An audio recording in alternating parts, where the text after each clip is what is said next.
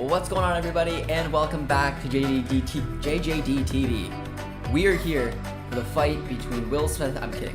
We are here for the upcoming match between Panama and Canada. Not much on the line for Panama, but as everyone in Canadian soccer Twitter has understood, there is a very big importance to this match. If we win, it's a simple scenario. If Canada wins, they're in pot 3. It's as simple as that. So it's the last match we're going to be able to see for the Canadian men's national team for a little bit of time. So hopefully you guys are excited and you're here to join us. Say hello in the chat, drop a like, all that fun stuff. Let me know who would win in a fight, Will Smith or Chris Rock. You know, I'm on Chris Rock's side. Regardless, we're moving on. The starting 11 is out as well. It was a bit of an interesting one. When we put out our match preview, we didn't know exactly how this one was going to go. I asked a lot of you guys in the chat, did you think they were going to go with a strong starting 11? Do you think they were going to go with a kind of a mix? And knowing that pot 3 was going to be on the line, I was really, really curious to see what was going to happen. And with the starting 11 that we saw, it was definitely a mix. I mean, again, we'll go through it soon, but it was John Herdman being John Herdman. Again, I keep talking about the brotherhood scenario we like to talk about. This is what it means when even a match that could literally mean you going into pot 3 or pot 4 for the upcoming draw, he still goes and switches things up and gives opportunities to some other players like Cavallini, Crepeau.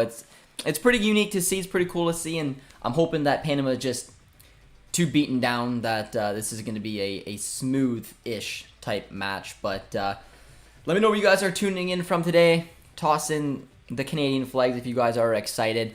We got Daniel here in the chat. We got Kelly as well saying, yo, Kelly, how you doing, my man? Let me know your guys' thoughts on the starting 11 as well. And I'm pretty excited to see Ismail Kone. I mean, if you guys obviously checked out our piece over on One Soccer, my first real video essay was on Ismail Kone. So really exciting to see him getting the start today. And I don't know. I think it just could be a really cool opportunity for such a talented young kid to go on more than likely the biggest stage he's ever played on. Because Ismail Kone is something special. We got a little sneak peek of him in the first match in this window. And now it's time to see what this kid is made of, rocking the number 6, the Paul Pogba, whatever however you want to pronounce it, type player that he is. But it's going to be cool. There were some disappointments as well, though. I mean, a lot of players didn't get the start that we were thinking of, as I've already seen Ugbo and Miller should have started. And then, I mean, it's fair. Like, I was coming out and saying this could be a decent window for Liam Miller. Was not. It was not. I'm actually taking a look right now of who is out. So Borjan, interestingly enough, unless I don't know, they must have this wrong. No, yeah, they do. They have Borjan wearing number 19. I was confused there for a sec. That wouldn't make any sense. I'm trying to think of the 2 players who aren't in the starting. So it looks like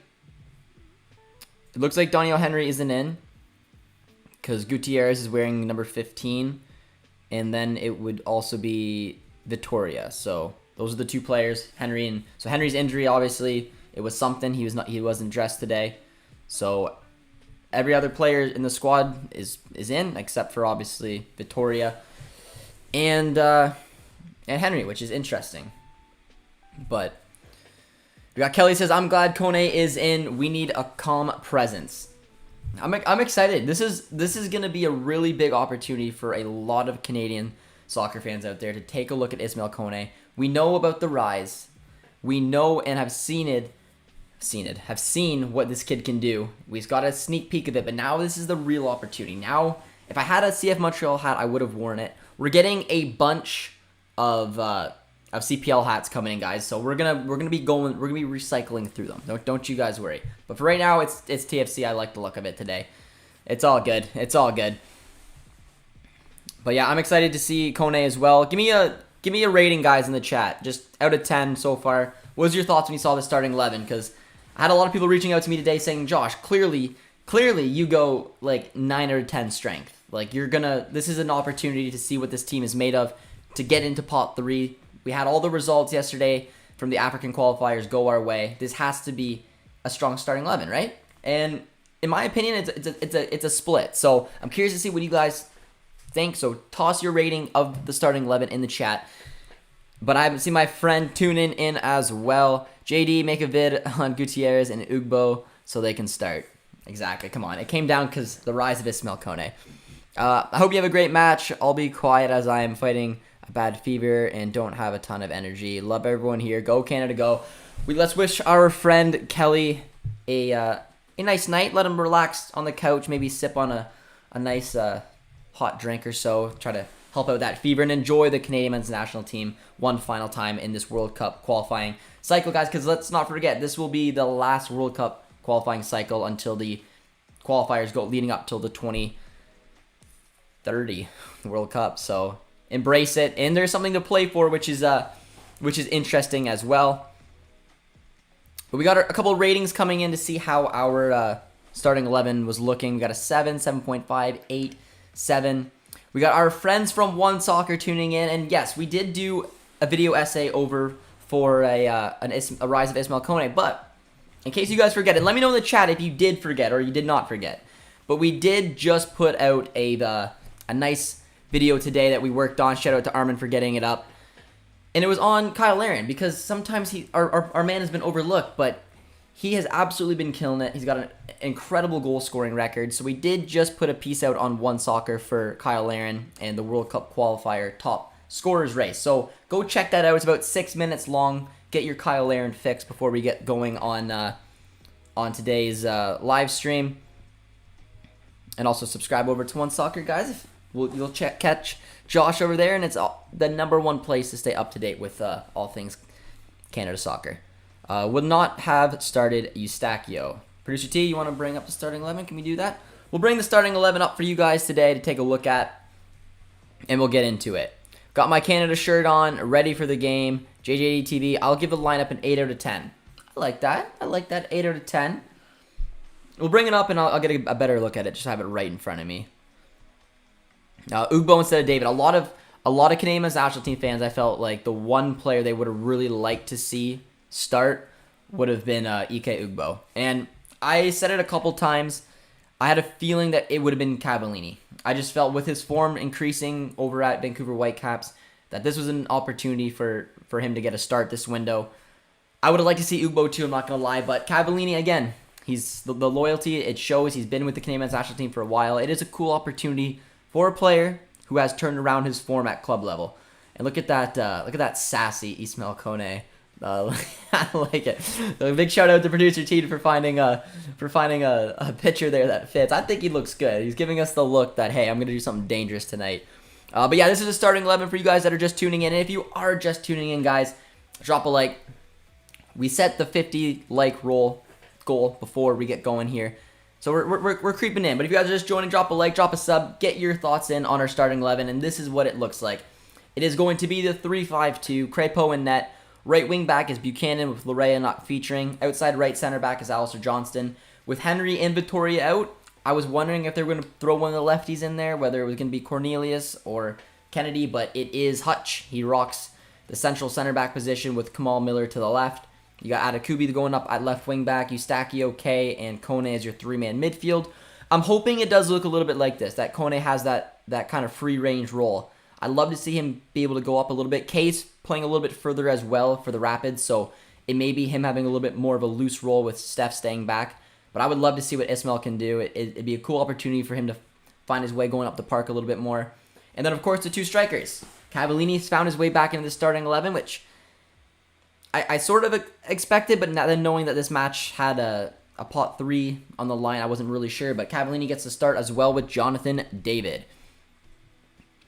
5 is where Kennedy is very light in the back. Yo, one soccer. In the end, I'm just happy both my countries are in the World Cup. I like it. I like it. Canada and Ghana, big upset and did us a favor as well. When does the pot start? Well, the draw starts. The draw starts on Friday at about noon. Is that right? Friday at noon. We'll be doing a live stream for it. We're gonna do a mock draw, I believe, tomorrow, guys. So if you guys want to tune in with me throughout the day tomorrow at some point, gonna get a friend of the channel, Adam, to come back on, and we're gonna do a fun little mock draw to just I don't know, have some fun with it. Why not? So hopefully, if you guys enjoy that type of content, we'll see you there. We got Belzy tuning into the chat, buddy of mine. Tyler, how you doing, my friend? You should be in the starting 11, pal. You're flattering me. You're flattering me. But with Ismail Kone's little stare there's not a chance I'm breaking in. Wait, what's there to play for? So there is something to play for tonight, and it's honestly, it's a very simple scenario. If Canada wins tonight against Panama, they are put into pot 3 for the upcoming World Cup draw. I don't know why I keep saying it's a World Cup draw. So obviously, if you're in pot 3, it should give you a better chance at having a kinder World Cup draw, which is fantastic. Having a nice group there. So we're gonna have to wait and see. If we draw or lose tonight's match, we are put in pot 4. So Kelly says, "Love you on soccer. Thank you for your commitment to the game." Big shout out to our friends over at One Soccer. I really like that Cavallini gets the start. And Phil, it's fair because I've been harsh on Cavallini because I watch a lot of Whitecaps games. He's been on really, really poor form, and I just thought he was part of the Canadian national team because he was here for such a long time. He was here when the program was really starting to develop. Herdman clearly has a big liking for him, but I didn't really think he was here on performances. So a big credit to Cavallini because he started this season, and I heard it from his attitude to his performance. He's been completely different. So it's a big shout out to Cavallini for finding a way to kind of get over that frustration because he just didn't look like the Cavallini when he was in Mexico. So it's pretty good to see, and I'm excited to see what he can do tonight because despite what he was always doing at club level, he's got an unbelievable goal-scoring record for the Canadian men's national team, and it wouldn't surprise me if he finds the back of the net tonight. 30+ folks, give the like a vid if you haven't. You heard it there. 30 likes. 50s before kickoff. We got some time. Fan of the Crepeau start. I like that too. I didn't give my rating. My rating on this starting 11. I like that the brotherhood factor is in there, and it clearly is. I like that Crepeau starting as well. You got our top 2 outside center backs, Johnson, Miller. You got Hutch sliding in there. I personally would have maybe liked to see Kennedy start there just to test it out, but you can't go wrong with Hutch. You got Kay, Eustachio, and then you gave Kone a cheeky little start with Buchanan and Atakubi to the sides. I might have liked to see Ugbo as well with David, but yeah. I'll probably give it an 8 out of 10 as well. Very unique, a little bit of a mix-up, and gives that sassy guy in the middle of your picture there, Ismail Kone, an opportunity to be very, very, very hot tonight.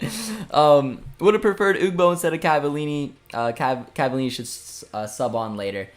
Yeah, I feel like most Canadian men's national team fans would have probably preferred that Ugbo start. But like I said, I've seen Cavallini with the national team for a while now. It is cool to see him still getting those opportunities, and we'll see how he can do.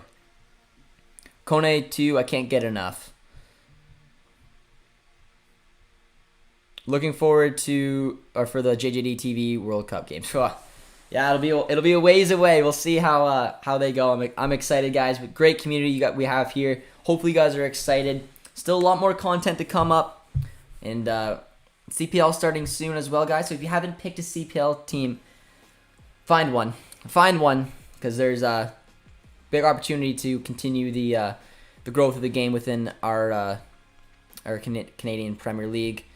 Phil says that Costa Rica with a 6-0 win over the U.S. is unlikely.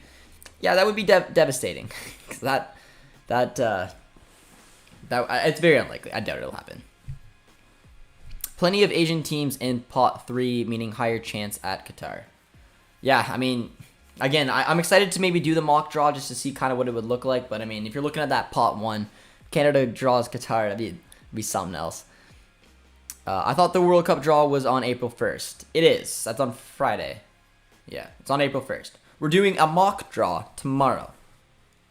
I'm planning on doing a mock draw tomorrow. If Mexico draws against El Salvador and Costa Rica win, yeah, then Mexico would slip. Who are the biggest threats in pot 3 versus pot 4? Honestly, I don't know off the top of my head, Tyler. It's a good question. I did today look at I was on Twitter somewhere. There's a picture of scenarios of where it could end up. But yeah, I don't fully remember who's in each one. But maybe I'll bring that image up tomorrow when we do the live stream. Cavallini has also defined role as a striker who comes in to hold a lead. Yeah. It's true. He comes on late in the match. Again, it's that CONCACAF feeling that he brings. He's got a very specific role with his Canadian men's national team, which is why I think a start is going to be pretty interesting to see. Way earlier in the first few World Cup qualifying windows, we saw a lot more of Cavallini. And again, I mean, the man put up a hat trick coming on as a substitute. I mean, it is Cayman Islands, but you guys still get my point. But let me know what, again, with the CPL coming up, guys, if you have a CPL team, because Scorpio Canuck says York United all day. Toss in your CPL team. Who's your favorite CPL team leading up to the kickoff of the Canadian Premier League? It'll be fun. I'll give you guys my local. It is Forge. Obviously being from Ontario, but again, keep an eye out for Pacific. They're gonna be fun again this season. Mexico isn't drawing at Azteca versus El Salvador. If the U.S. lose by 6 goals, they should have to give up to the World Cup to New Zealand. Yeah, New Zealand won, I think, 5 or 6-0 today. So that is who Costa Rica, Mexico, or the U.S., depending on what happens today, is going to take on. So probably pretty big favorites. Sorry, New Zealand, not a lot of faith. Want to see David and his drought tonight. Jonathan David finding the back of the net. I mean, we have a FIFA 22 World Cup sim of Canada coming out on One Soccer, guys. So don't want to give any hints away, but Jonathan David and Kyle Aaron come up big. So definitely keep an eye over on One Soccer, because that was a very fun video to put on for you guys if you enjoy that type of content. But yeah, I don't know. Let me know who you guys think is gonna score tonight. Will it be Ismail Kone? I think Tejan could be in for a good match. Without Laren here, David, I'm gonna put it on Cavallini though. I think Cavallini with a start in Panama like this, I think this is the type of match you're gonna see him, man. I hope. It'd be nice to see. But we got Phil saying Atletico Ottawa, gotta be local. That's fair. Pacific SC, Langford, BC. Fair. New Zealand should be in Asia, like Australia. Could go on a whole debate around that. Nothing. It's interesting. I mean, I don't know. It's still very tough. And the funny thing is that I think that the total amount of games that they could have to win to go to a World Cup is very few. because of the weird way that they do it. I mean, Solomon Islands, if they would have won it, they would have played a total of 3 games. The two matches to get, maybe 3 or 4. It was something weird like that. So there is a bit of debate around the structure of it as well.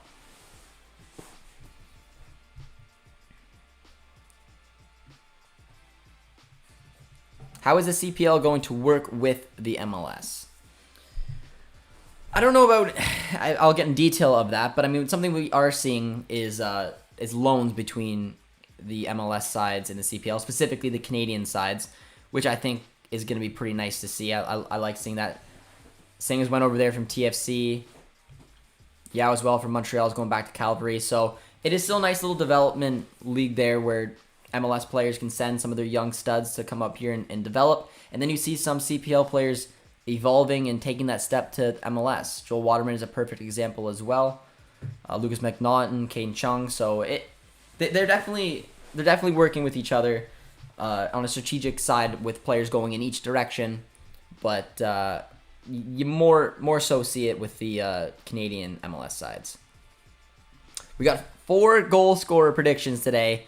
Buchanan, Cavallini, David, and Kone. It's fair. That's fair. But if you guys are joining us today in the chat, be sure to drop a like. We're about 10 minutes away from kickoff, and the goal, as always, 50 likes before we kick off. It's good luck. What can I say?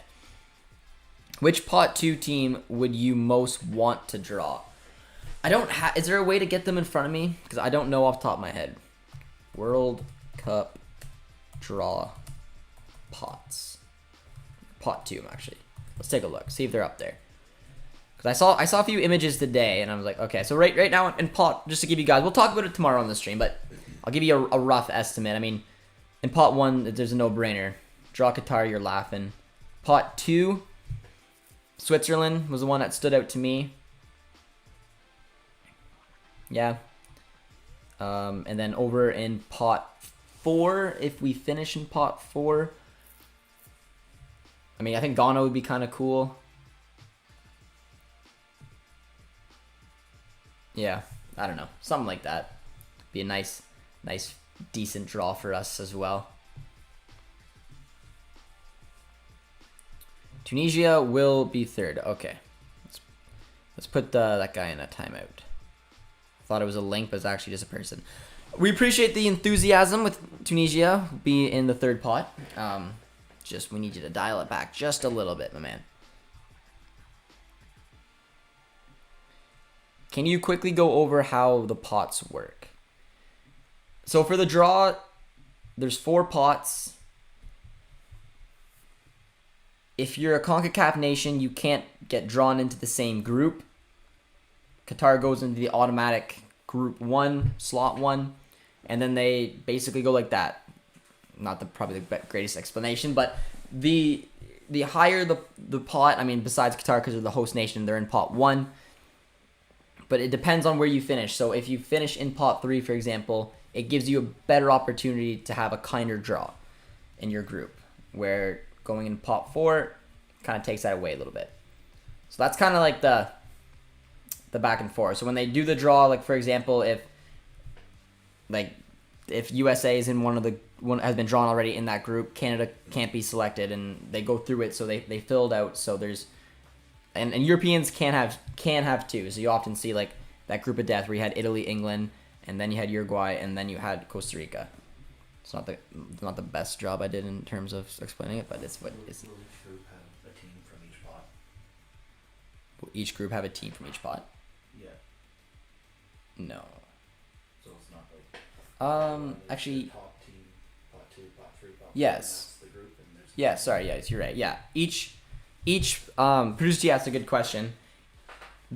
Each group, like there will be someone from pot 4 in every group, someone from pot 3 in every group, someone from pot 2 in every group, and someone from pot 1 in every group. However, depending on how the draw works, like I said, if a CONCACAF nation has already been drawn, you know that Canada cannot be drawn for that group, so that then whoever else is in that pot has a more likely chance. So if it's already Qatar, USA, then more than likely, and then a European team, then more than likely the last one will be a European team or maybe an Asian team, African team.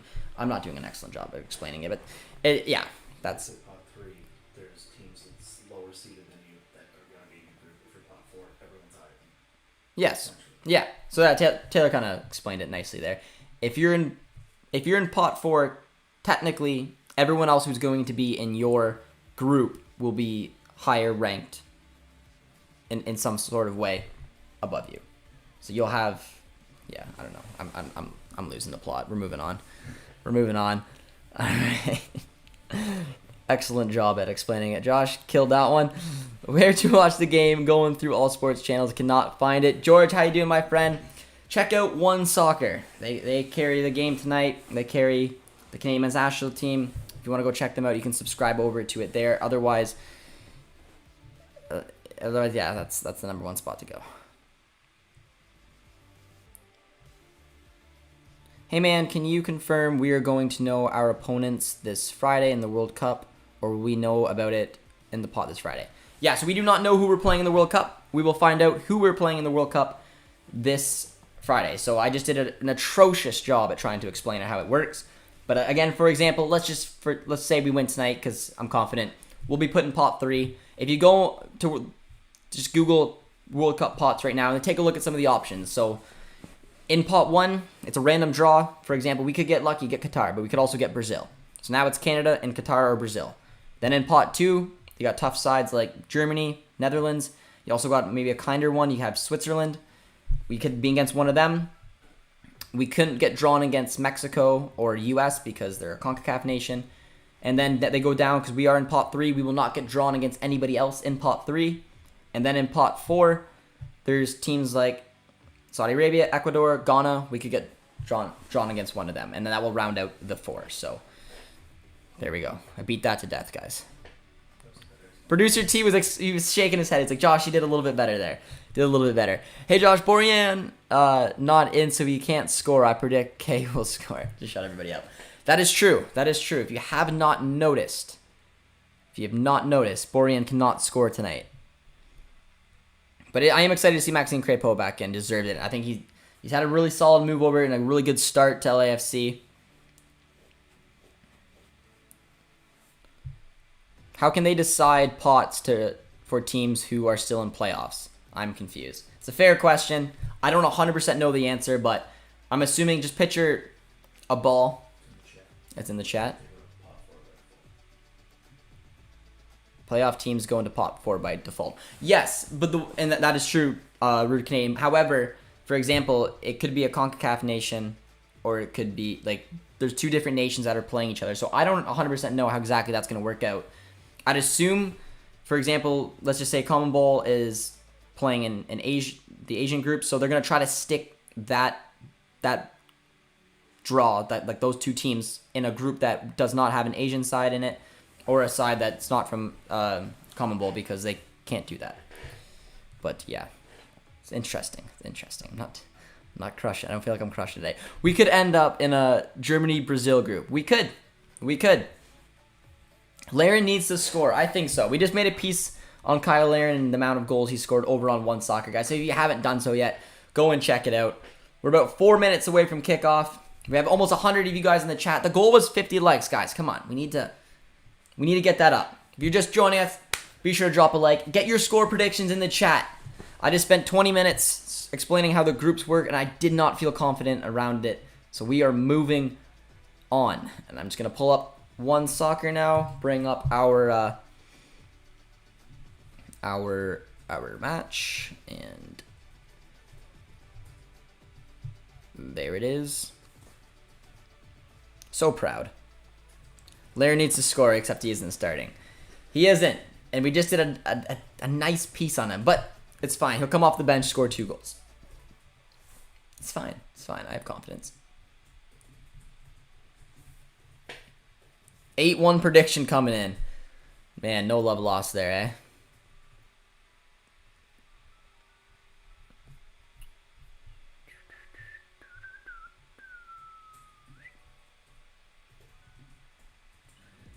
Go Canada. We got a 2-0 prediction. That's more reasonable.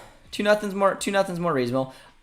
Again, it's tough because we're taking on Panama, who have basically just had their hearts broken. They're not going to the World Cup.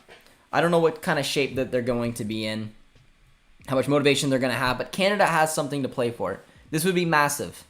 Getting up to pot 3. It doesn't mean that we're going to get a better group. I understand that. However, my light just died. It does that from time to time. We got SC Bayern in the chat. I'd like pot 3 just for the fact Canada started qualifying ranked in the 70s. It's quite the accomplishment. Gabriel Torres starts for Panama. Waterman as well. A couple players I'm familiar with. Harold Cummings as well. Ken comes in and says, go Costa Rica. Hoping for a massive win over the U.S. today, I assume. I think it's going to be either 1-1 or 3-0 for Canada. We need a victory today. We need a victory. That is very important. 3-1 prediction. Tune in. We're at 49 likes, man. You guys have crushed it. We're 1 away. 1 away, and kickoff is almost about to happen. So you guys blew that out of the water very quickly. Sort of. It's on 49. You guys are teasing me.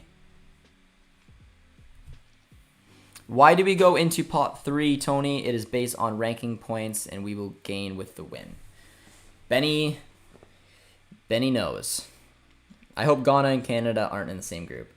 I would love to see Canada and Ghana in the same group. Ghana is, I have no connection to the country, but I fell in love with watching them at the 2010 World Cup. It was hosted in Africa. It's one of my favorite World Cups to think back on. I just thought it was just, I mean, it had its issues, I get that, but it was just such a fun World Cup. And every neutral wanted Ghana to win. And then Luis Suarez does what Luis Suarez does and then breaks everyone's heart. But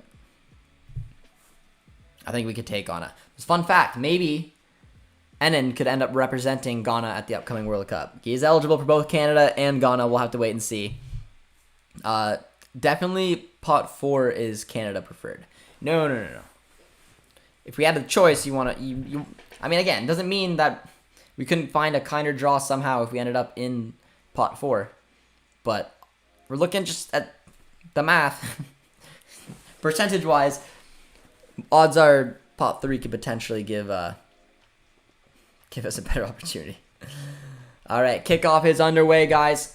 If you're just joining us, say hello in the chat. Get your predictions in. Can Canada pull something off here?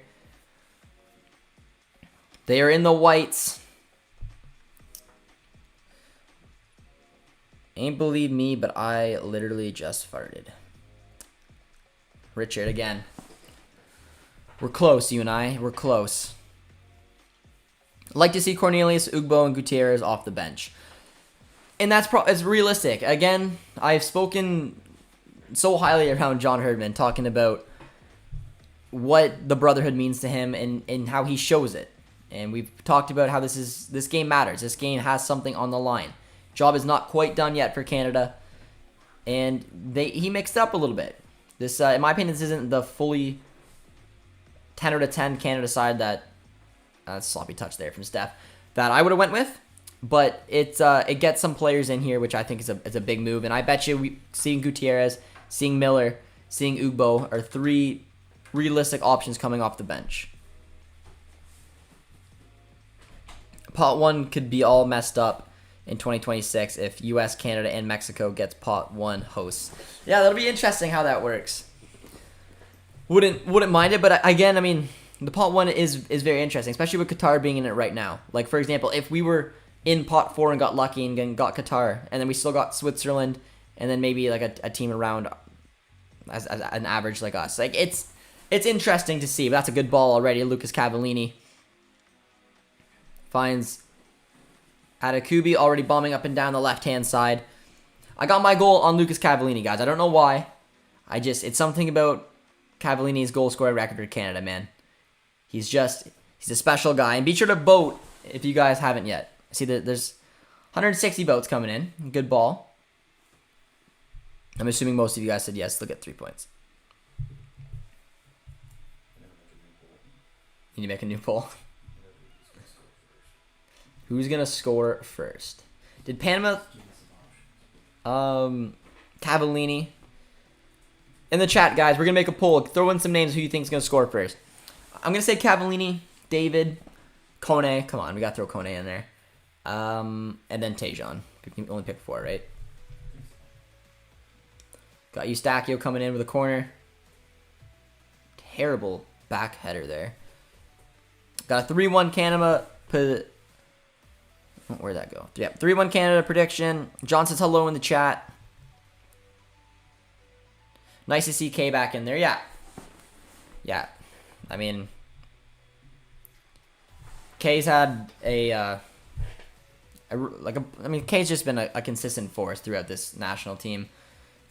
And Canada's been such a good story. The only thing when I think back to of what kind of tarnished that was some of the comments after K was sent off, because they were absolutely uncalled for.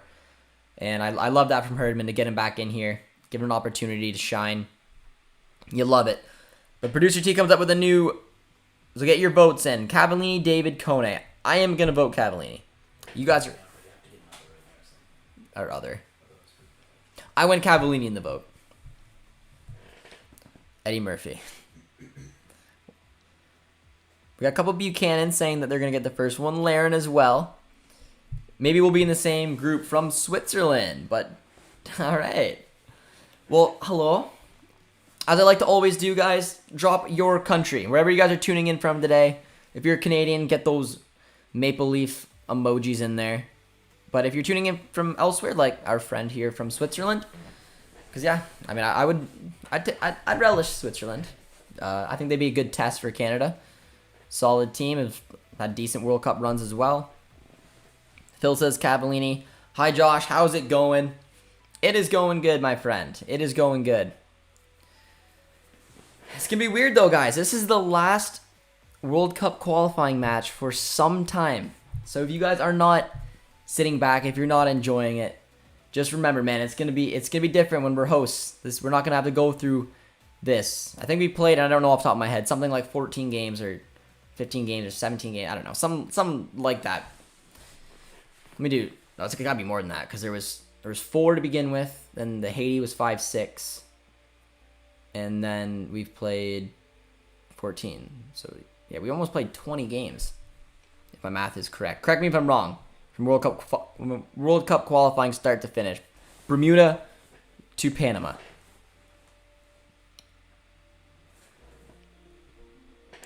Tuning in from Uganda.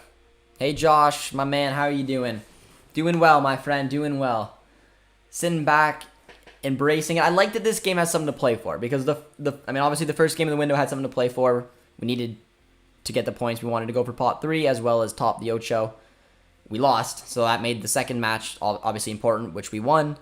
And now it comes down to this match, and there's still, because of other results, there's still a lot to play for. So makes things interesting. Josh, you look like 10. Pot 3 Asian teams are we wanted. I'm from Switzerland as well. Very cool. Alex Chili Feet.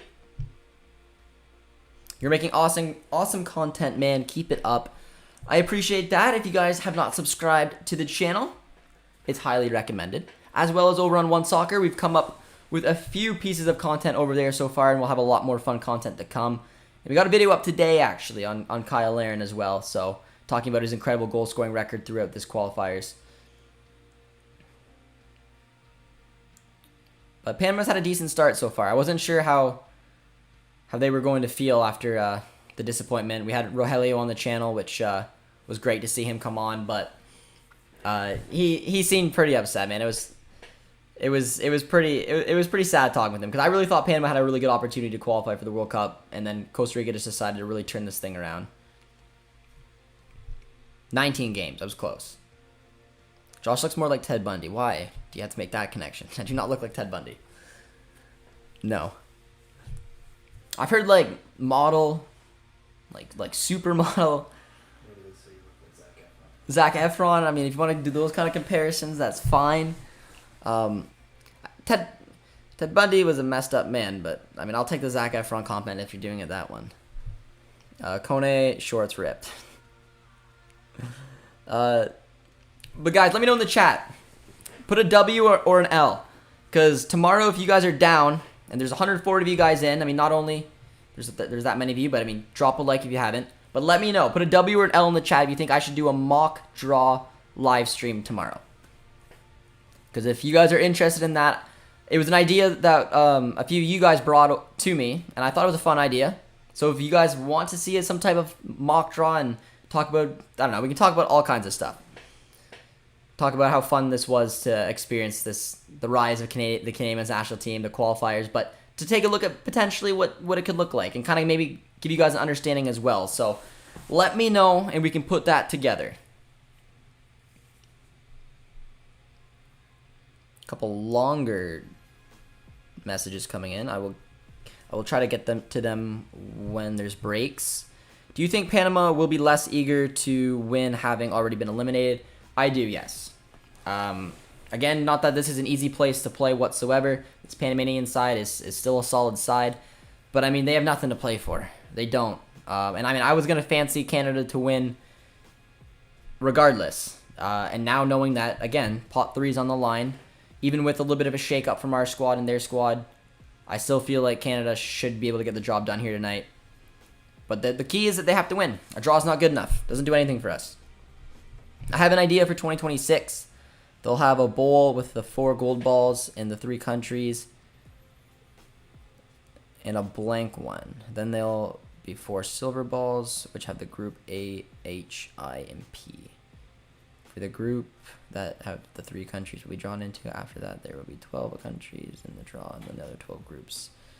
Like my thoughts. It's interesting.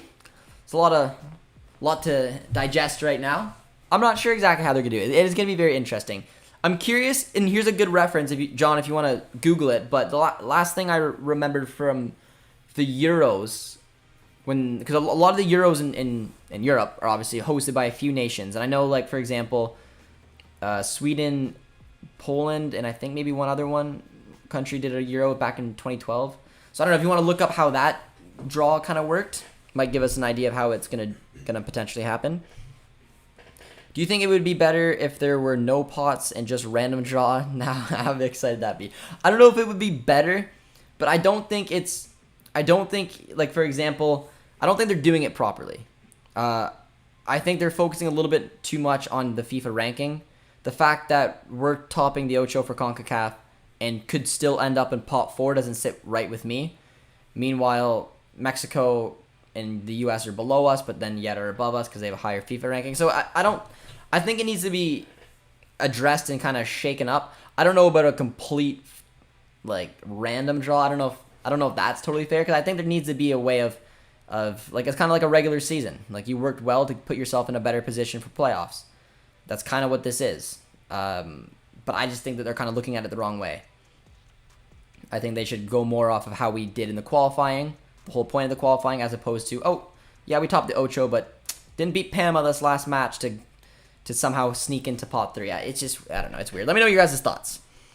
But look at the amount of W's for the mock draw tomorrow. Who do you predict will win this game? I think Canada's going to win 1-0. I think it's going to be tight. I think they're going to find their way eventually, and it's going to be one of those matches. Didn't know Ted Bundy was 12. Rude Canadian, man. You're hitting it. I grew the beard out. Come on. 12. I'm not going to ruin it for others. And before Zac Efron turns into a serial killer. Yeah. If you guys have watched that Ted Bundy one, it's something else. I watched the original one, and the new one was it was weird. It was the same story, but it was from a completely different angle. You'll get what I mean if you guys watched it. FIFA rankings. Oh, is like democracy, best of the worst systems. Yeah. Turkish Ottawa. Poland and Ukraine co-hosted in 2012 Euros. You don't want the U.S. and Mexico meeting in the first knockout stage. No.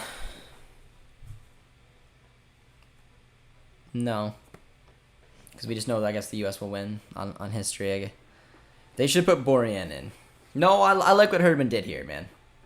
I like that Crepeau started. I mean, Crepeau is a very capable keeper. I trust him in net just as much as I trust Borjan. However, Borjan has been just spectacular throughout qualifying. But Crepeau's the next guy. Once Borjan hangs up the gloves, I mean, unless St. Clair or whoever else might pick it up, but Crépeau's got to. And I'm glad to see him get an opportunity because he's a great keeper. I like the move to LAFC for him. He's shined so far. He's already loved by the fans. He's a good guy, despite what the Whitecaps fans might say. Do you have any Whitecaps fans in the chat? What's your guys' thoughts on Crépeau? Because I've seen some very frustrated ones with them. That's a sloppy touch there from Kone, but sort of does well to win it back. Falls to Tejan. And does well to win a foul. Switzerland and Austria co-hosted the 2008 Euros. I'm curious to see if there's like a three different nations doing it and how they did it. I'd assume it's just Group A, B, C is where they would plop U.S., Canada, Mexico, and then would just kind of act the same, but I don't know. Oh, you don't look like Kevin McAllister. I've got that a lot growing up. I had like really blonde hair growing up, and everyone said, Josh, when you're younger, go like this. Because they thought I looked like Kevin McAllister, but whatever. He's dating Brenda Song now, so I mean, he's turned his life around. Panama is looking like they came to play. Yeah, it was never going to be easy. And Panama weren't going to let it be easy. And we've seen another good example. I mean, Italy getting dumped out. Not that the friendly means anything, but the match didn't matter to Italy or Turkey. But Italy came out there. They played. They wanted to show the fans, I mean, listen, we let you down. But maybe there's something to be excited about here. And I think Panama's at home. This is something that they're going to want to do, and they're going to want to end with on a better term than getting smacked by the U.S. Some close sources are saying Bellingham to Liverpool. We'll see. Where's Ugbo? He's on the bench. I know the Canadians were excited, man. They really wanted to see him. Start, but Cavallini got the nod. I'm assuming we'll see him come on at some point. Again, a couple of you guys mentioned already, but Ugbo, Miller, and Gutierrez are three that I expect to probably come on, just given how Herdman kind of addressed this match, how he treated the substitutions in the last match. I think he's going to give more players an opportunity. Cornelius as well, I could see coming on. Do you think us not playing qualifications for the next World Cup opens the door for some good friendly matches? You'd have to hope so.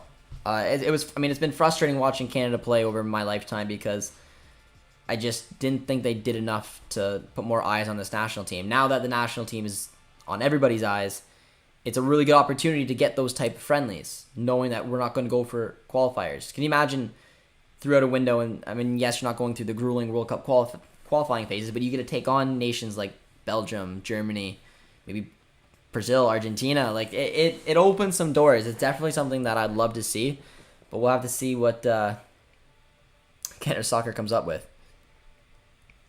Switzerland could be a good country for Canada to get in the World Cup draw. Yeah, I mean, again, just off the top of my head, Qatar. Oh, it's a poor ball from Kone. Kone's looked. I don't know. He's a little bit nervous today, but he's had a couple sloppy touches. A little loose ball right there. Hopefully he can settle into the match a little bit more because when he came on for his first ever cap for Canada, the man looked confident. He looked like he came to play. He looked very composed on the ball. So maybe it's just the start going to this atmosphere. He's just, I don't know. I don't know what it is, but it hasn't been the most smooth start from Kone, but he'll work his way into the match. I have no doubt about it. Hello, how are you? Congratulations, Canada, for being in the World Cup. Support Canada. I'm doing well, my friend. Hope you're doing well. Yeah, it's big moment for Canadian soccer fans. It's been quite the journey to get here. But this job's still not done, man. Like I'm still kind of like a little nervous. I want to see us put ourselves in a good position in pot 3. So finish off the Ocho right. Panama's had a decent start. We looked a little sloppy, putting ourselves under a little bit of pressure, but we did well there. But it's taken right back from Panama, but a little slip. Gives Kamal Miller an opportunity to get that up. Would Canada be good enough for European qualifiers? I mean, I'm biased, so I mean, obviously I'm just going to naturally just come out and say yes. However, it depends. I mean, if they get put in a kinder kind of draw. Who knows? I mean, this Canadian men's national team shouldn't really be terrified of anybody. They have incredible talent. They've gone through the World Cup qualifying to show that they can compete with the biggest and the best of CONCACAF. They're the best in CONCACAF at the moment. They get put in the right group. There's no reason to think that they can't. They get stuck in a group with Spain and... No, I don't want to say Italy, but I'm going to throw Italy in there for an example. I mean, it makes it a little bit tougher. It makes it a lot tougher.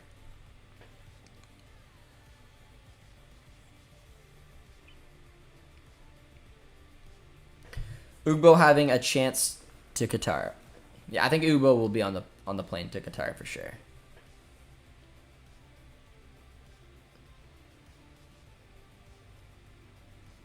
But yeah, definitely keep us up to date, guys, with other scores. I just saw one come in from Rude Canadian. It says 1-0 Mexico.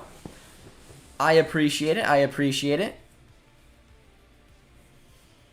And I mean, that basically puts Mexico in a very good position now.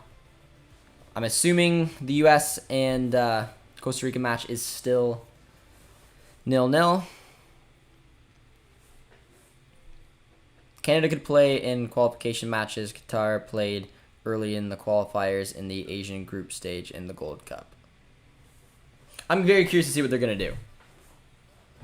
Because, I mean, I don't have the answers. It could be fun to theorize about what they're going to potentially do.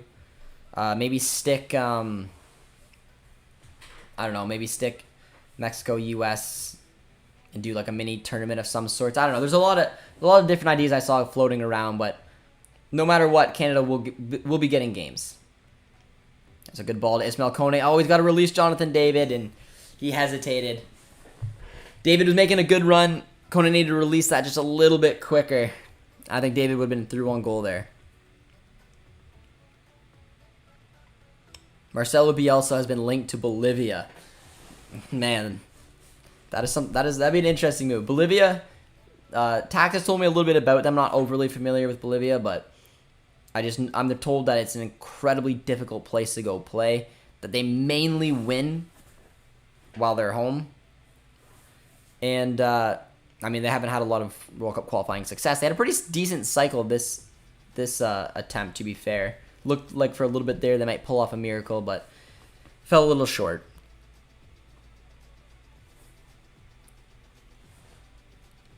Nicely done there from Jonathan David.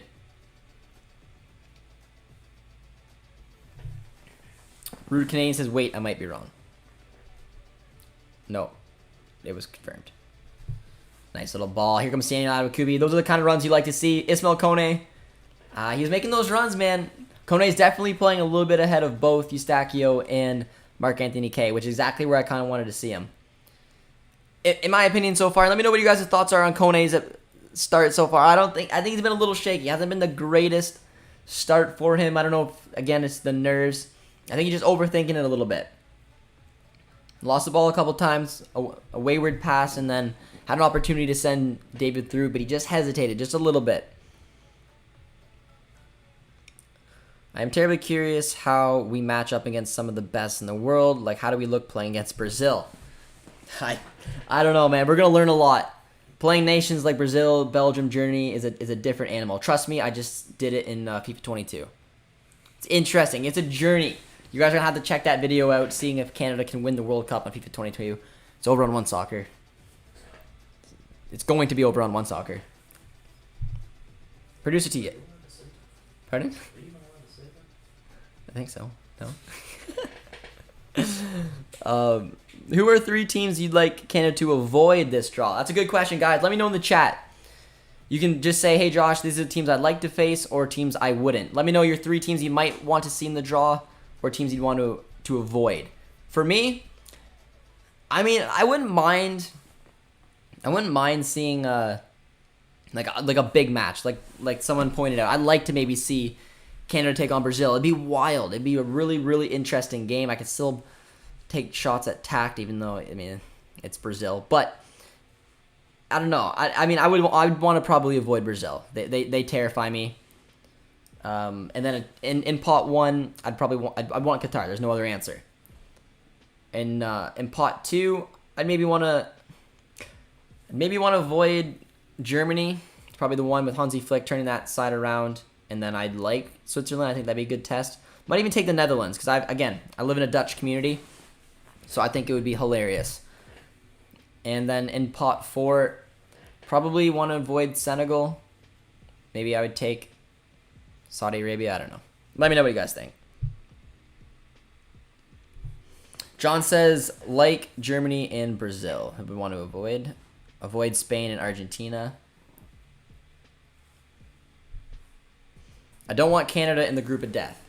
No, but again, we've seen CONCACAF nations thrive in the group of death before, which is wild.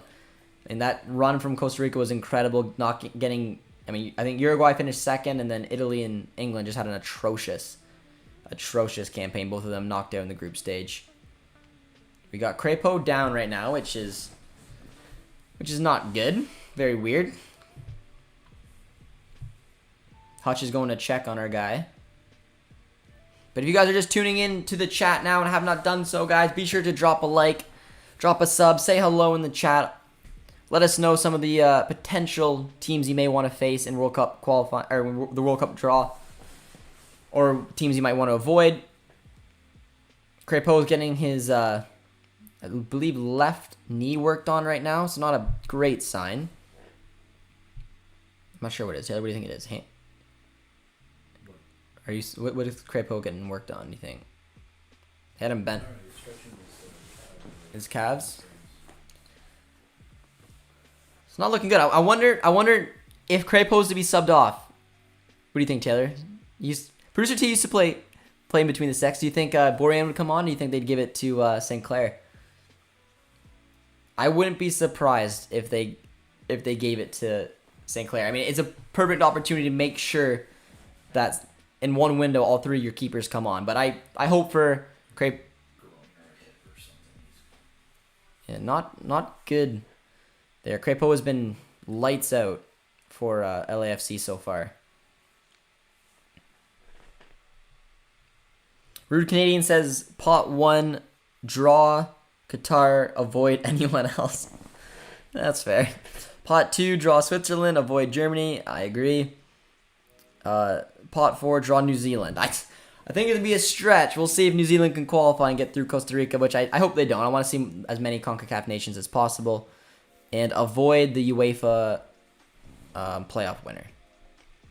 The Canadian team reminds me of the Three Musketeers. And John Herman is strong at the before.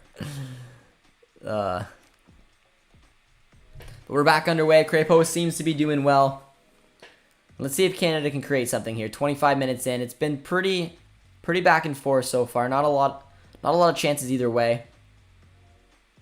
Looking a little sloppy so far from the Canadian perspective.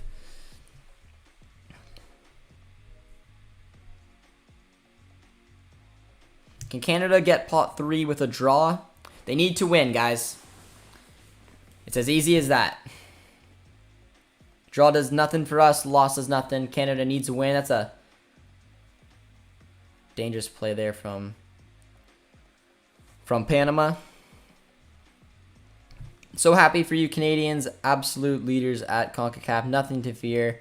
Just get there and kick ass. Cheers from Brazil.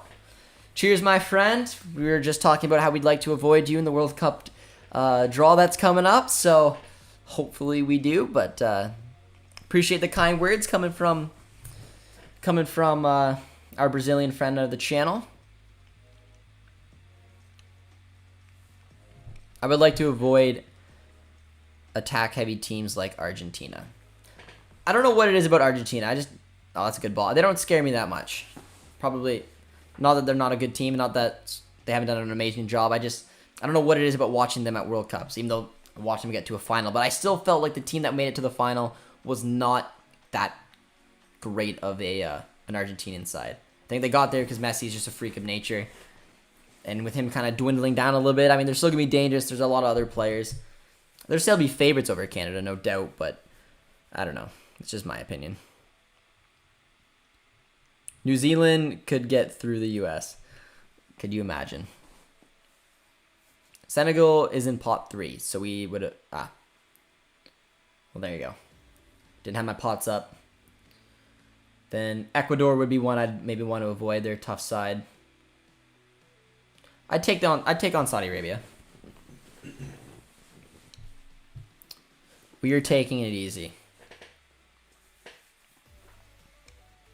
Oh, that's a foul. Jonathan David, no, yeah, nothing. My dream draw Qatar, Serbia, and Ecuador. I think that's a very manageable group. But the main question is, guys, who is going to score the very first Canadian men's national team goal at the World Cup? What a ball. There's a good opportunity for Jonathan David. Oh! He's calling for a pen. I don't think that would be a penalty. But that was a really good ball.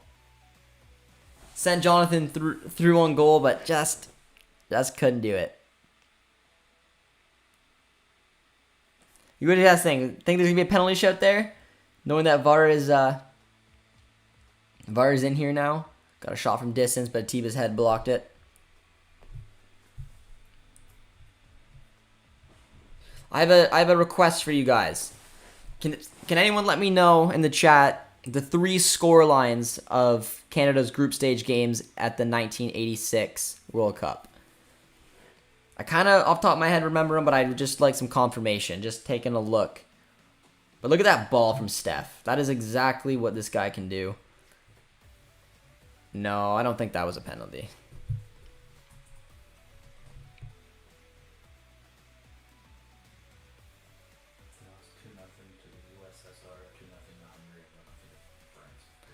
Okay, Producer T was already on it. They lost 2-0 to Russia. They lost 2-0 to France and 1-0 to Hungary. No, 2-0 to Hungary, 1-0 to France, 2-0 to Hungary. So I mean, they were all close scoring games, but we dropped a duck. So someone on the Canadian national team is going to score the very first ever goal at a World Cup. That'll be a pretty special moment if we score a goal, which I'm assuming we're going to. Fonzie to score first. My gut is telling me Jonathan David, and I can't be swayed. Kyle Aaron. Producer T is saying Kyle Aaron is going to be the man to do it.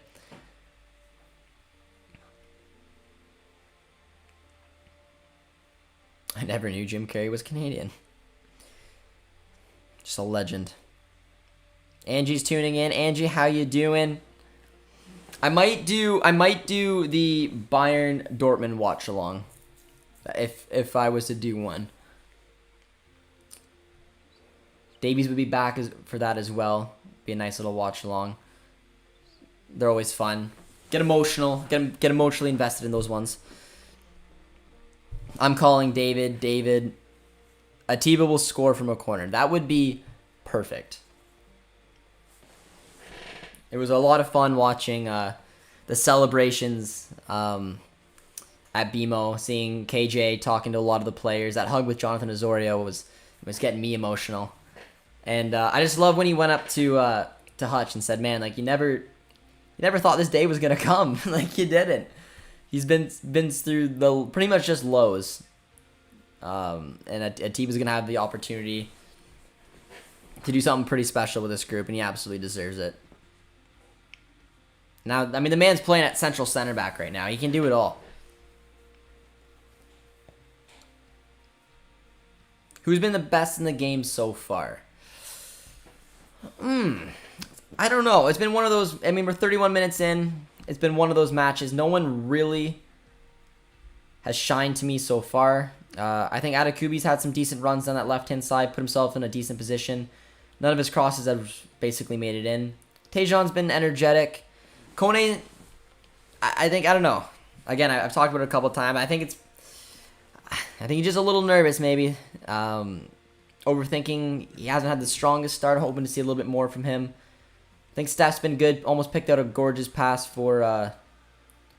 I've noticed Mark Anthony K a lot. I think he's been pretty decent. So I'd probably say maybe one of Mark Anthony K. Oh, look at Tejan. That's a little bit better. Tejan's trying to get that roll right there. That's a poor ball from Steph, but Cavallini does well. Oh, and that's a foul. David to replace Holland at Dortmund this summer. I'd like to see David go to Dortmund. I wouldn't complain about that in a heartbeat. knowing how successful strikers can be playing for them. However, it depends on the system. I think Jonathan David's a real systems type of guy. It's why I keep saying that 2-striker system at Inter Milan. I feel like that system would just thrive for him. But I don't know. It'd be a real learning curve for him to see if he could do it.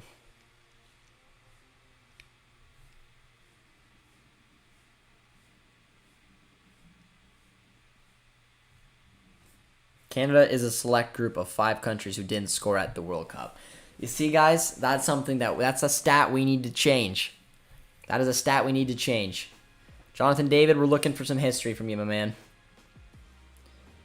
Got Steph with a deep ball. Defended well.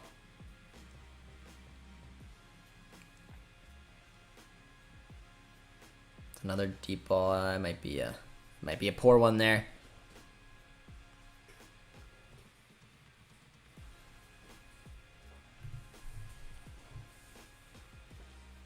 So who's winning tonight? I said my prediction before was 1-0 Canada. I think it's going to be one of those matches. It's going to be long. It's going to be frustrating. I'm hoping Canada can find a way through. But so far, nada. And to be fair, credit where credit's due, Panama did not roll over. They didn't come into this match with acting like they had absolutely nothing to play for, because they've been very, very decent so far. I don't know if that's the word. I don't think they've been spectacular, but I don't think they came in here moping around. They came in here to play a game, and they're doing it. They're making it tough on Canada, and they're going to have to find a little creative spark from somewhere if they're going to want to get something going.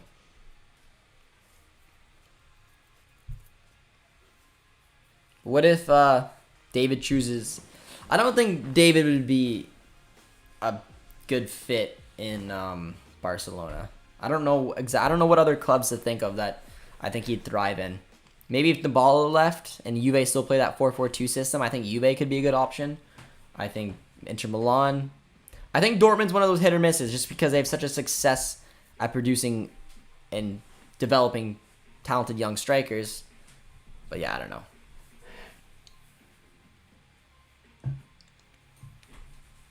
Sup, what do you think that are the favorites to the World Cup title? Let me know in the chat, guys. Who do you guys think is the favorite for the World Cup? It's a tricky one. I don't know. I'd probably lean towards Brazil. I don't really know. But I'm curious to see. Toss one name in, guys, if you feel like it. Let me know who do you think is the favorites. That's a good chance from Panama, but that goes out. Let me know who you think is the favorites at the upcoming World Cup.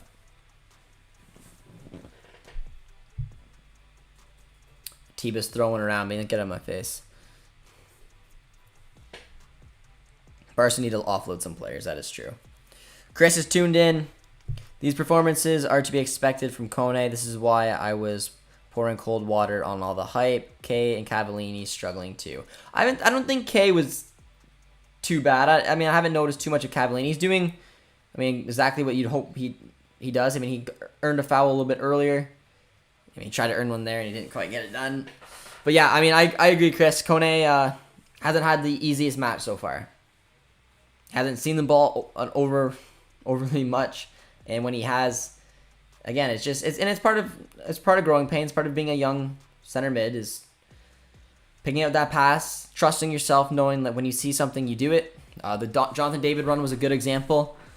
He was making the run, and Kone saw it, but he hesitated for that half second. And when you do that, you basically take the chance away.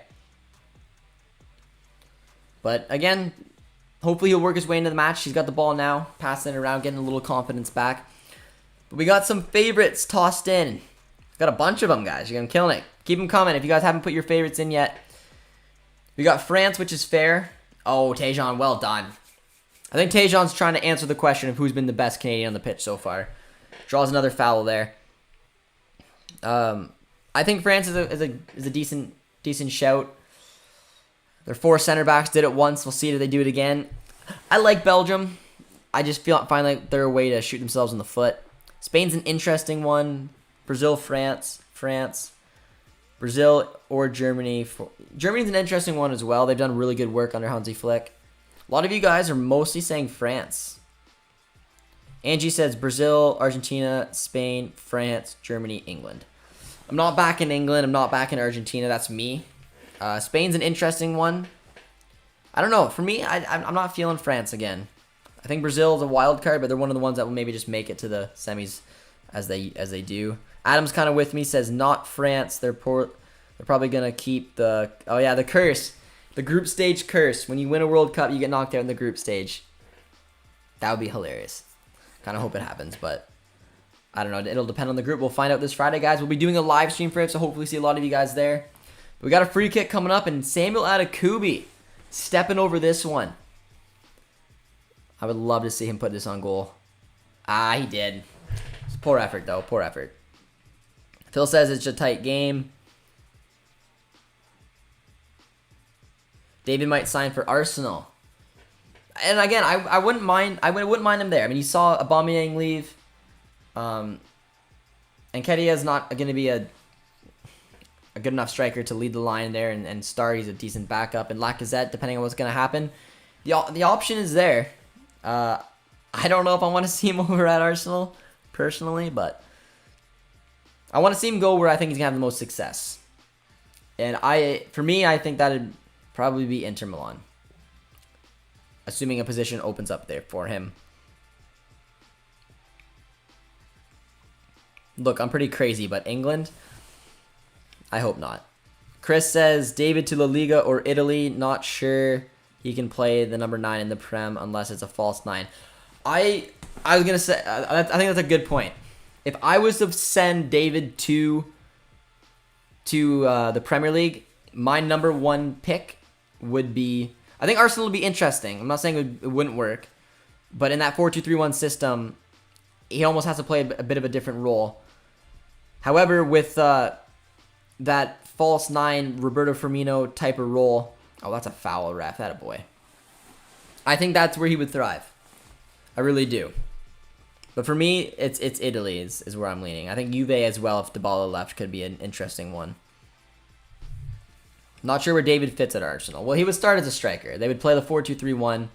He'd be the striker. Then you'd have Odegaard as your cam, Smith Rowe on the wing, and then Pepe on the wing, for example. I don't know. That's what I'm thinking.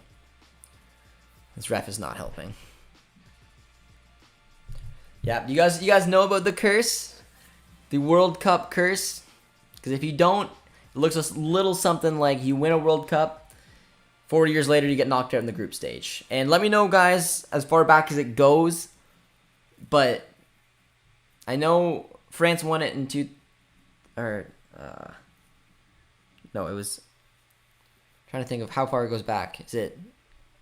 Because Brazil won it in 2002. I know that they didn't get knocked out in the group stage. So Italy won it in 2006 and then got knocked out in 2010 in the group stage. And then Spain won it and did it. Germany won it and did it. And now it's France's turn. But let me know if I missed one. Agree on David. I think Tejan is best suited to join a Premier League side. Yeah, like I said, if I'm picking the Prem, I'm picking Liverpool, and he's going in that kind of false 9 type role. But I still think those 4-4-2 systems that Juve play could be an interesting look. But also the 3-5-2 as well. But we'll have to wait and see. Oh, Cavallini with a big collision there. I think 0-2. I don't think Brazil ever got knocked out in a group stage, though. Because they won the 2002. The curse started in 2002.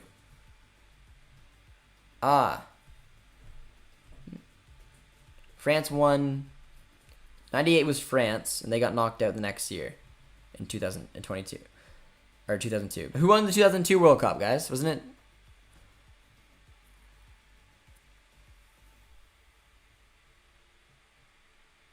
I don't know.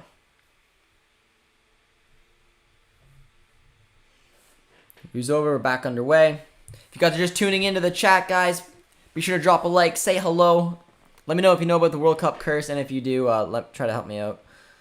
France won in 1998 and failed to qualify from the group stage in 2002.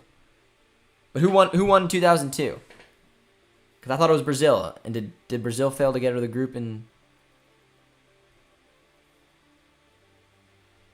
2006? I'm confused. We'll come back to it. I think Canada should try to get Klinsmann as a coach. I mean, our coaching is I mean, don't fix what ain't broke. I mean, I think we're fine right now. That's a good chance for Panama there, but did very, very well. Kamal Miller shutting it down, allowing Crepeau to grab it, did very, very well. Brazil won.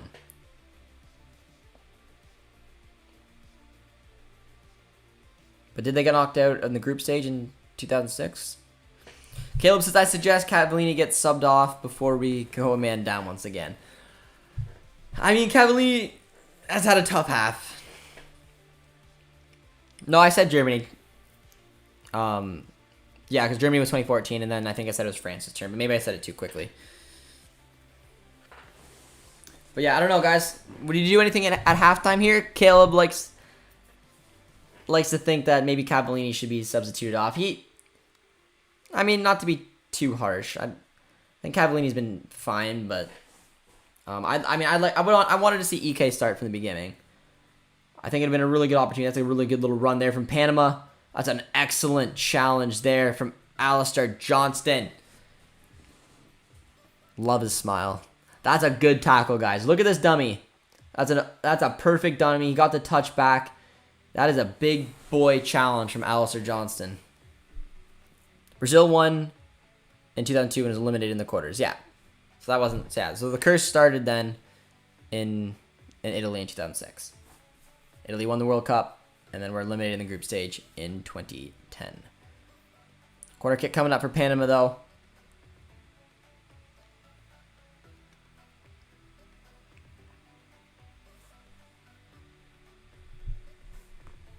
This game is too rough. Cavallini is needed there. Like I say, I didn't want to be too hard. I don't think Cavallini's been. It's part of the role of playing as a striker. It is what it is. I don't think he's. I mean, he's not gonna be like right now in transition. It's not where you're gonna find the best out of Cavallini, but this is where at a QB can be dangerous. And look at that run. Can he get there? Big boy Sam. I think he probably got a foul as well. 2-0 El Salvador. Not what you want to see. When will Herdman leave Canada? I'd assume that he'll be with us until after the 2026 World Cup. There's 3 additional minutes added on. We need this goal, man. There's still something to play for here. We need to find a way to get something going. Chances have been few and far between. It's just kind of been one of those matches. It looks like one of those matches to me that they're just playing to play. I want to see a little bit more urgency from Canada because they aren't playing for nothing. They have something on the line here. Is Cavallini a step behind the play of Buchanan and David? I don't know. I wouldn't say that. I don't think he's a step behind. I mean, he hasn't started with them in a long time, and he's been basically used, like I said, as an 80-minute sub to get real CONCACAF with it. So seeing him start from the beginning is a little bit different. I think he's done fine with his hold-up play. He's led to a couple of fouls on him, but I mean, all in all, he hasn't had a massive impact on the match. So I'm curious to see how long he's going to last. But yeah, that was not the nicest half of football. Got a hit from distance there. Alistair Johnston.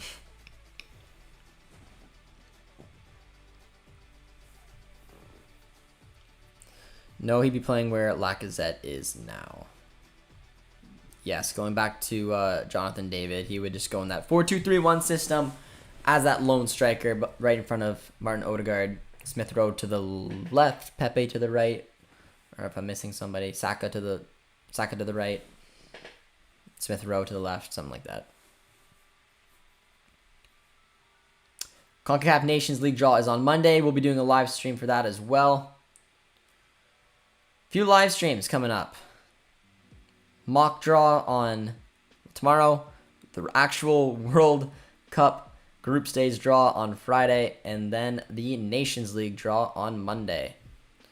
A lot of pretty cool Draws coming up that'll tell us about some potential pretty exciting games. That's a long ball there from Mark Anthony K. Josh, there's a spider on your wall. You made me nervous. Kone should be subbed. It'd feel kind of cruel to take Kone off so early. I mean, I don't think he's had a strong half by any stretch, but I'd like to see him try to redeem himself a little bit. See if he can create something here in the start of the second half. See how long he lasts. But the 3 minutes have been played. We're gonna be going to halftime any second. And there it is. That was not a pretty half of football to watch, guys. All right, it's time to head over to the chat. We're gonna take a quick little peek over at some of the other games. We're at 90 likes too, guys. So if you guys are still with us, haven't dropped a like, let's see if we can pop over 100. We're gonna get into the comments. So let me know what you guys are thinking. I'm just gonna pop over and take a look at the other score lines.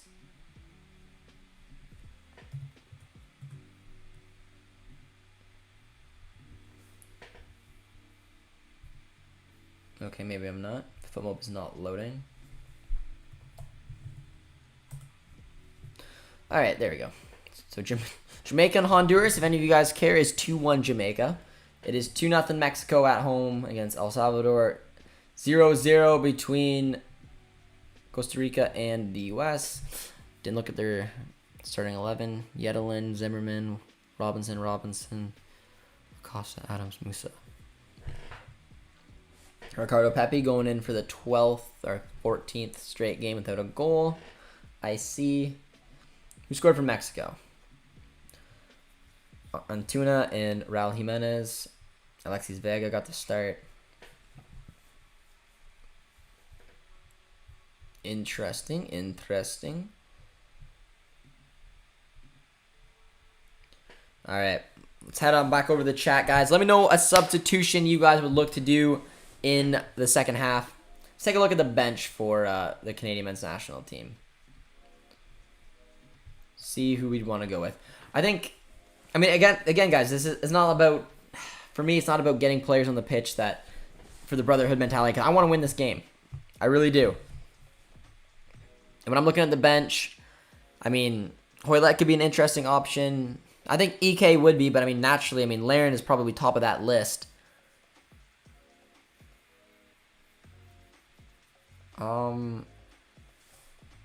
Richie Larea could be an option. Azorio.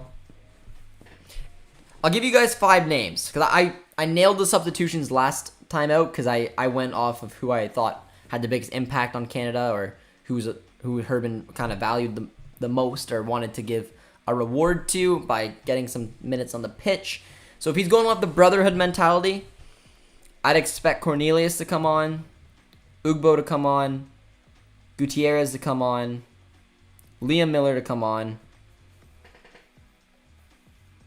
I mean, and then Dane St. Clair. But I mean, if we don't count St. Clair, probably then Kyle Laren to give him that opportunity to make history. But if I'm going for me personally, I mean, I would like to see Kyle Laren come on. I mean, put him on for Cavalier, put him on for David. Bring on Ugbo as well. I think those two could complement each other pretty well. But I'd like to see Kyle Laren get on the pitch. I'd like to see EK get up on the pitch. And then you go to creativity. You look at Hoylett, Azorio. And then probably Richie Larea would be the 5 I would take a look at. But we'll have to wait and see what they do. But let me know in the chat what you guys think. We're going to head over there now. I would hate it, but in my opinion, the best Prem club for David is Liverpool. Chris, I agree with you. David would be turned into a winger, feared by most Premier League clubs. I don't know about that. Congrats on the One Soccer gig, my dude. I appreciate it, my friends. If you guys aren't subscribed over to One Soccer, I recommend you guys going to do that. We just dropped a video on Kyle Laren and his incredible goal-scoring rate for the Canadian men's national team. And we also have a piece on Ismail Kone, which is, dear to my heart if you guys want to check that out. Also, we're on 99 likes, so someone, come on.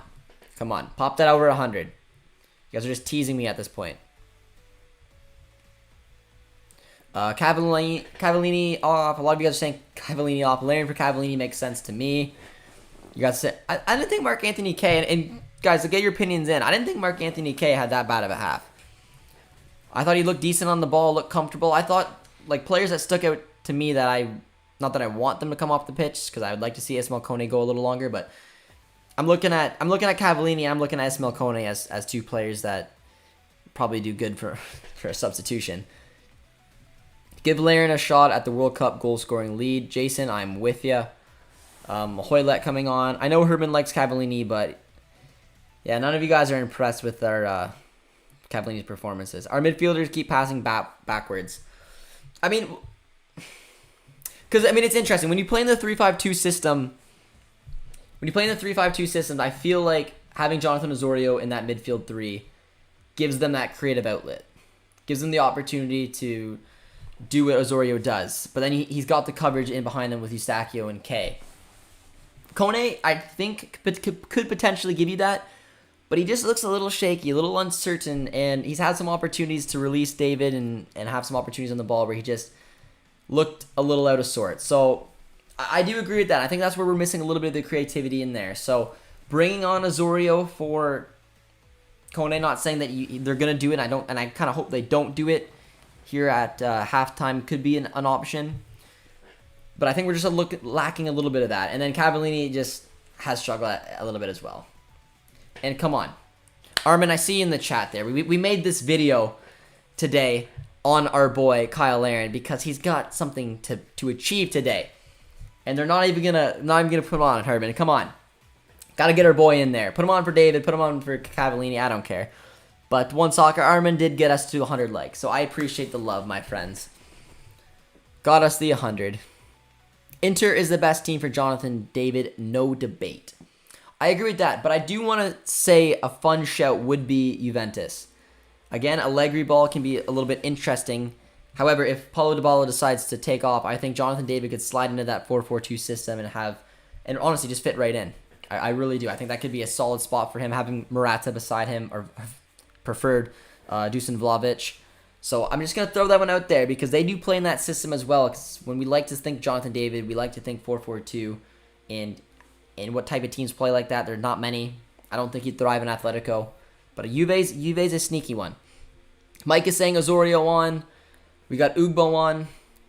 Both are fair. Chris is just not impressed with Cavallini, saying Akinola or Jebsen over Cavallini. Cavallini will be going to the World Cup, my man. I can promise you that. But again, this is not, it's not the role you usually see Cavallini feature in. You see Cavallini come on late in the match and come on for a specific purpose. So this is the first start for the Canadian men's national team we've seen in quite some time. It's been a little underwhelming, but I think guys are being a little harsh. Come on. Do you think Herdman should persuade Scott Arfield to play at the World Cup? I don't think he should, and I don't think he will. We need to attack this team. Can't just count on Tejan and David. Yeah, I think that creative outlet in the middle is going to be important for breaking down this Panamanian side. Like, if it was me, if you're giving me one substitution at halftime, I'd find a way to get Osorio on. I'd probably do the double. Take off maybe Mark Anthony K. If you want to give Kone an opportunity, which I'd like to see, but I would take off one of them. Just get a little bit more of that attacking outlet in that midfield three, because there's just a disconnect right now between them and the front two, and Cavallini isn't helping. So I think Laren coming on for Cavallini would be a nice little substitution. I'd even go David, and you could take David off. You could do a double swap for all I care. But it's been a bit of a frustrating first half. But a lot of you guys are saying Cavallini needs to come off. Love Kone, but we need to win. Kone for Hoylett. Yeah, and again, Hoylett can offer that creativity through the middle as well. I'm curious to see if we could change up the shape at all.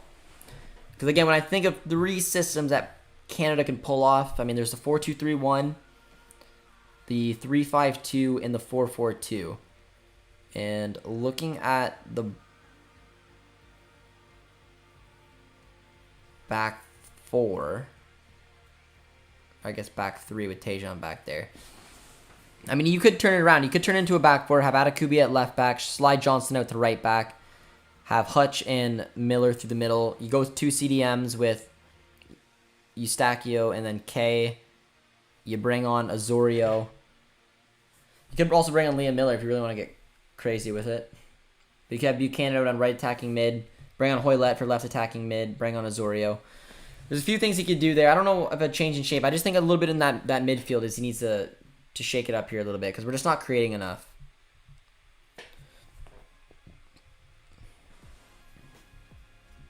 I hope Panama gets a red.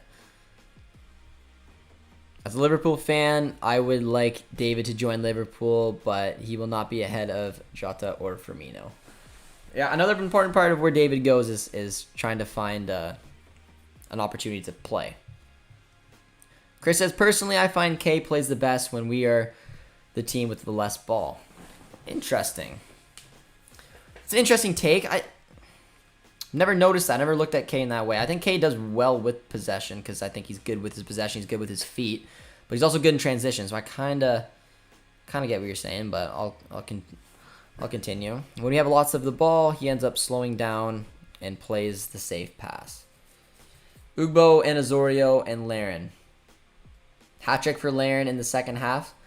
We didn't make that video on One Soccer for nothing, man. I'm telling you, Kyle Laren's coming on. He's putting a brace back. We're gonna see it. You don't have to win, right? Canada is already qualified. Canada is qualified, but there is something still on the line. If we win, we get bumped up to pot 3. If we draw or lose, we stay in pot 4. Now, obviously, it simply means we have a better chance at having a kinder draw for the World Cup. So we'll have to see what happens there. Sneak Borian onto the pitch in a Fonzie jersey and let him get the hat trick. Akinola to score a double. The goals in the MLS compared to Cavallini, but Cavallini would still make the squad. You were right, Josh. No. I'm not saying Cavallini deserves to be there over Akinola. I'm saying that I would be shocked if Herdman doesn't bring Cavallini to the World Cup. I'm a big fan of Akinola. I'd love to see him get back healthy. And he was on the Cups. I mean, he was in this national team until that injury. So it's a tough injury to come back from. I'm hoping the best for him. Can't wait to see him get back on the pitch. And I wasn't comparing the two, but I personally think from John Herdman's perspective that Cavallini will be on that plane to Qatar. But let me know in the comments, guys, if you disagree. That's all right. And Chris, I think you know what I think you probably would agree. Like, do you not think that Cavallini is in Herdman's pocket? Like, I don't think that he's left behind. But let me know in the comments if you guys disagree. Will Cavallini be going to Qatar? Because like I said earlier in the live stream, I didn't think earlier he was there on form, given how his form was for Vancouver. But to his credit, he's turned his form around. He's looked a lot better, in better shape, better headspace, and he's had better performances so far for the Whitecaps. So it's nice to see him get rewarded for that right now. But it hasn't been the nicest start. We want pot 3. Chris says move Atiba to the midfield. It's interesting. The issue with moving Atiba to the midfield is we don't have another center back on the pitch. So you wouldn't slide Alistair to the middle.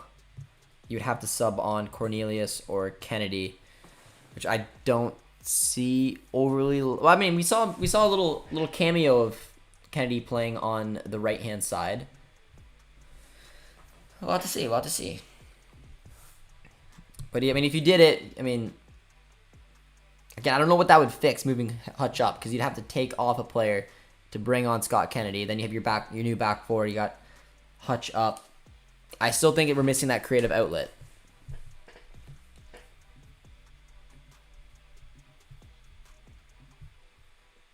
Where do y'all watch the match? One Soccer, my friend. If you want to subscribe to One Soccer, you can watch all things Canadian soccer over there.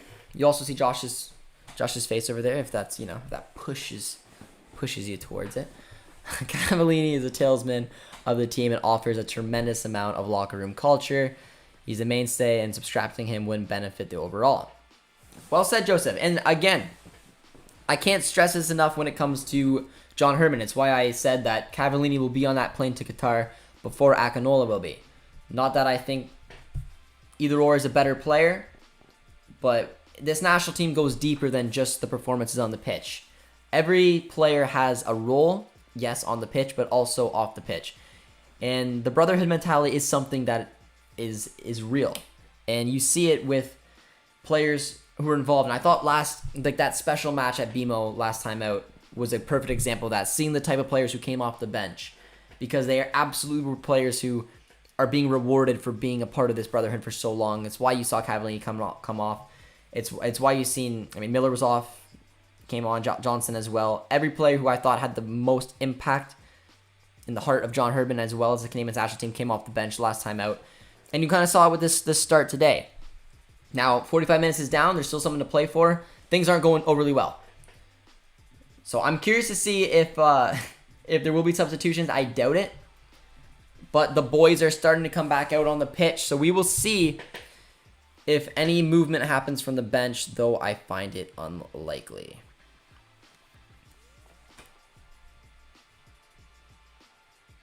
Stop blaming Cavallini for a poor half. Not a single ball pass forward to him. Pedro sticking up for Cavallini. Yeah, and again, I was just reading the comments there. I'm the messenger. But my opinion is, I didn't think Cavallini shined, but I don't think you can say that he was like the worst player on the pitch or the match is 0-0. I think it's the fact that Cavallini hasn't played and started with the Canadian national team for a while. That's not his place with the national team. He was given an opportunity tonight. Didn't get a lot of distribution. And yeah. So, we do see Osorio. And that is the one player that I would have looked to potentially bring on. And it does look like a substitution is coming on. So, you guys know I have Herdman on speed dial. So, that's clearly what we were going at here.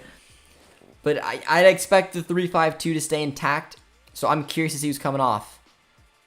It looks like it's Kone, which is a shame. But unfortunately for the young man, it does make sense. But I haven't had confirmation quite yet. I don't see him though. I see K still. I see Steph.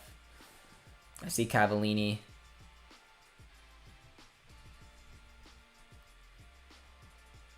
But yeah, mid isn't working, Kone out.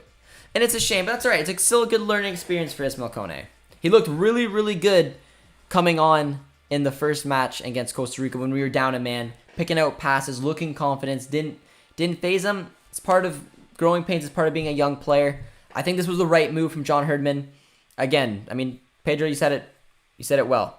Was it Pedro or was it Fernando? Can't remember. Was it Pedro Fernando? I lost you in the chat, my man. Oh, no. It was Pedro Fernando. All right, I nailed it. I agree. I think it would have been a little harsh to take Cavallini out because I don't think that was the biggest issue. I think it was the creativity through the middle, having that roaming player a little bit above Eustachio and K that you needed to address, and that's exactly what Herdman did. Isn't it? I would have put on Osorio first, but the only other option really would have been Hoylett. So that's what we saw. Kone, nothing but experience, man. Carry on, head back to CF Montreal. Start putting in those performances that got you this call up and learn from this experience. Nothing but smiles for our guy, and then this is the right move from John Herdman. So let's see what Osorio can do. I'm expecting Tejan. I'm expecting a little bit more chances to hopefully be created here. Pardon? Costa Rica just scored. They need 5 more now. Oh, they need 5-0. All right, so things are getting interesting. Costa Rica continues their tear if they did just score. It's not rocket science. Cavallini has a yellow and needs to be subbed for Ugbo or Laren. I think Cavallini will be substituted, but I bet you it'll be around the 60th. 65th, something like that. Appreciate the readout, Josh. Congrats on the move to One Soccer, my man. Would love to see you cover the Forge more. Hey, I appreciate it, guys. You guys have been amazing on the channel. A big part of the reason that I'm able to do stuff for One Soccer. So I highly recommend you guys going into following One Soccer if you guys don't. I expect most of you guys do already. And yeah, it's been a lot of fun. It's been an amazing ride, and more is to come, especially with the start of the CPL, guys. So Good to know that you're a Forge fan. I think it'll be a fun season once again. And yeah, just really excited to get going and have enjoyed the first few pieces of content we've thrown over on One Soccer. And yeah, a lot more to come. But job's not done yet, man. World Cup qualifying is not over. We still got another 45 here as that ball just got blasted to the moon. Rude Canadians still saying 1-0 Canada. I love it. Caleb says the first half cannot repeat itself. Hey, I give Herdman credit, man. I give Herdman credit. There's no one who probably wanted Ismail Kone to have a more impactful match than me. I love the video essay we did on him. It was a lot of fun putting that together. However, this was the move that was needed to make. It's a tough one to bring a young kid off like that after 45, knowing he didn't have the most impact on the match. But I think Azorio hopefully will be able to get a little bit more involved. Josh, I was agreeing with what you said. Oh, okay. I couldn't tell. Sometimes when you read it, you're like, Josh, you're saying this, but you were agreeing. Okay. Josh, I was agreeing with what you said. Herman loves Cavallini. He will make the squad regardless of what Jebsen or Akinola do. That is what I was trying to say. Cavallini is off the pitch leader.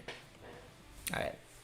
I see you, Chris. Just couldn't tell, the context. I wasn't sure where you were going with it. I assumed, because I'm pretty sure I've talked about this with you before, that you were saying that, yeah, I mean, it's hard to get in front of Cavallini because he's got a role to play. And it can be a very useful role. That's why I said it wouldn't surprise me if Cavallini is quiet throughout this match and all of a sudden pops up with a goal. It really wouldn't. I picked him in the votes, man. We got 258 of them. I picked Cavallini for my guy. Because it takes an opportunity. I mean, that was a poor ball. But it takes one opportunity for him to pop up and put in the back of the net. And he could be very quiet elsewhere. But here comes a good opportunity now for Panama. Oh!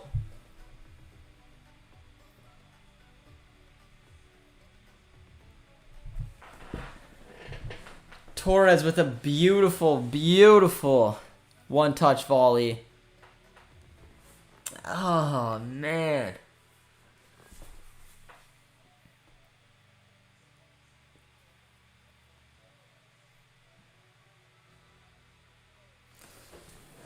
Panama make it 1-0.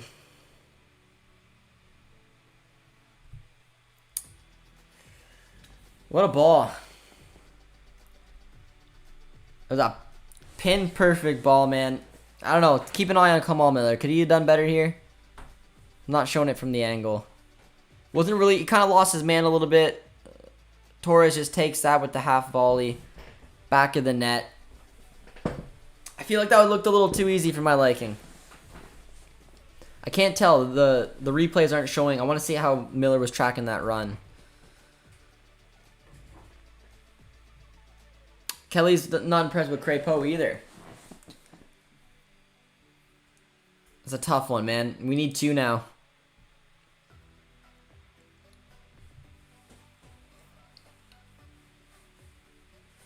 Offside. Oh, that's disappointing, man. Panama have nothing to play for. They came to play. They came to play today. They don't. It's not. I don't think they. This isn't a lead they don't not deserve. But hopefully that wakes Canada up here. 40 minutes and then a little bit extra to go. Caleb said that's unsavable. Yeah, I wouldn't. Like I say, I wouldn't look at Crepeau. I would have maybe. I couldn't really tell from the replay, but I would have maybe watched Kamal Miller, seeing if that was his guy. If he should have done a little bit better man marking, but that was a really, really good ball. To be fair. Here it is. Still, the camera angle's not giving me Miller's run, but look at this ball. Put it exactly where a striker wants it. That's a tough one. They scored first, and Canada won 4-1, remember? Hey, this thing is far from over, ladies and gentlemen. This thing is far from over. But it's a tough start. Up to this point, Canada hasn't showed a lot of signs of being able to do much in this match. And now, being down 1, we need to find a way to get 2. Makes things very, very interesting.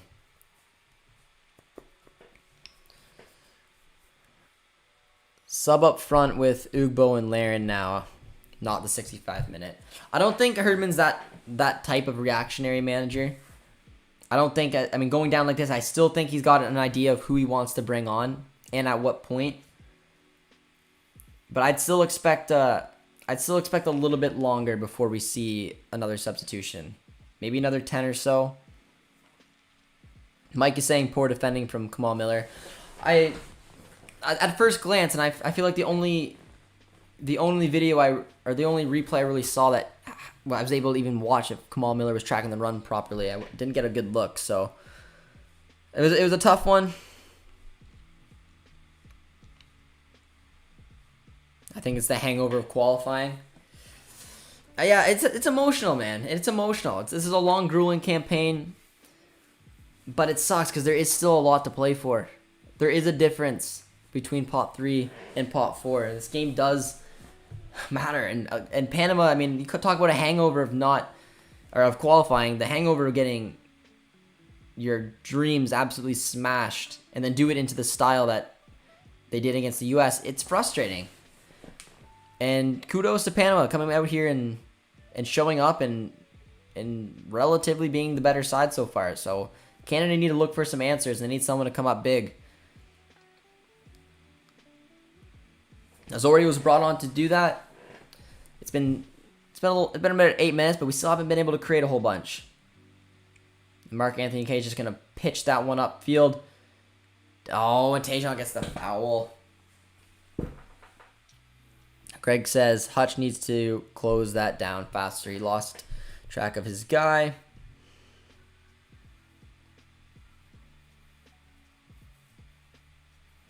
Yeah, I mean, ideally we'd like to have Hutch. I think playing in a back 3 is different than playing in a back 2. Like, I think Hutch can play in a back 3 well. I prefer him in the midfield, but I think playing in a back 4, where I'd be like, maybe you should have went elsewhere. But that's why I kind of wanted to see Herdman maybe give an opportunity to Scott Kennedy or Derek Cornelius to play in the heart of a back 3, and then allow Hutch to play in the midfield. I don't love Hutch at the back. I don't think that's where he's at his best. But I don't know. I still would have looked a little bit more at... good opportunity there for Panama, but I would have looked a little bit more at Kamal Miller for that goal.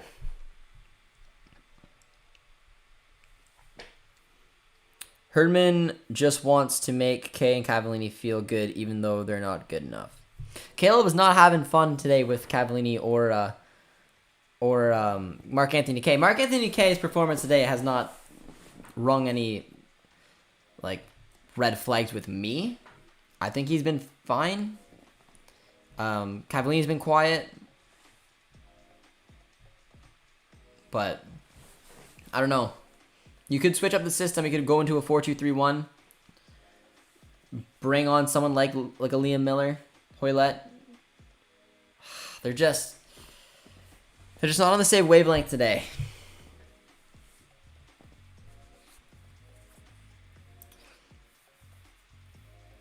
I do like Herdman's plans of subbing on Kyle Aaron. I'm here to save the day.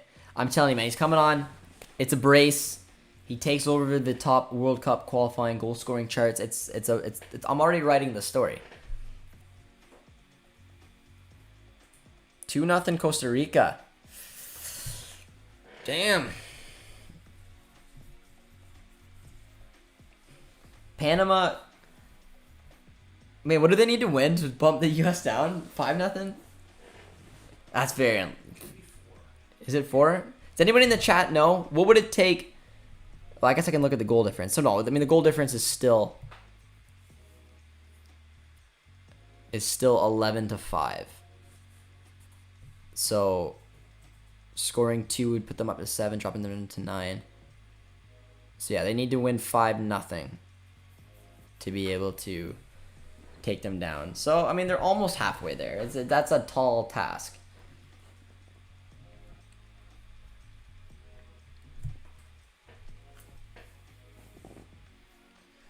Oh, man, it's a frustrating game so far for Canada. That midfield is not creating. We're still, I mean, the game's early. But there hasn't been any sign so far of this system working right now in this match. I liked Herdman's substitution at halftime. It's one that I literally said I expect him, not expect him, but I would like to see him make, and that's Azorio for Kone. But I don't know what it is about the system right now. Panama is just... Ref. This is like 1, 2. This is your 4th warning, man. You're taking a yellow. But Cavallini, again, to his credit, guys, for all the white caps and anyone who's on Cavallini's side tonight, he has been drawing fouls. That's at least the 3rd foul I've seen him draw. It's a yellow card that he got Harold Cummings to pick up there. So, but it's just a little bit of disconnect in the side right now. The runs aren't there. The passes aren't there. It started right from the beginning, and it's continuing now. This is a good opportunity for some of our bigger guys to get in here. Steph's got a nice free kick to whip in. It's a good ball, but it's defended well.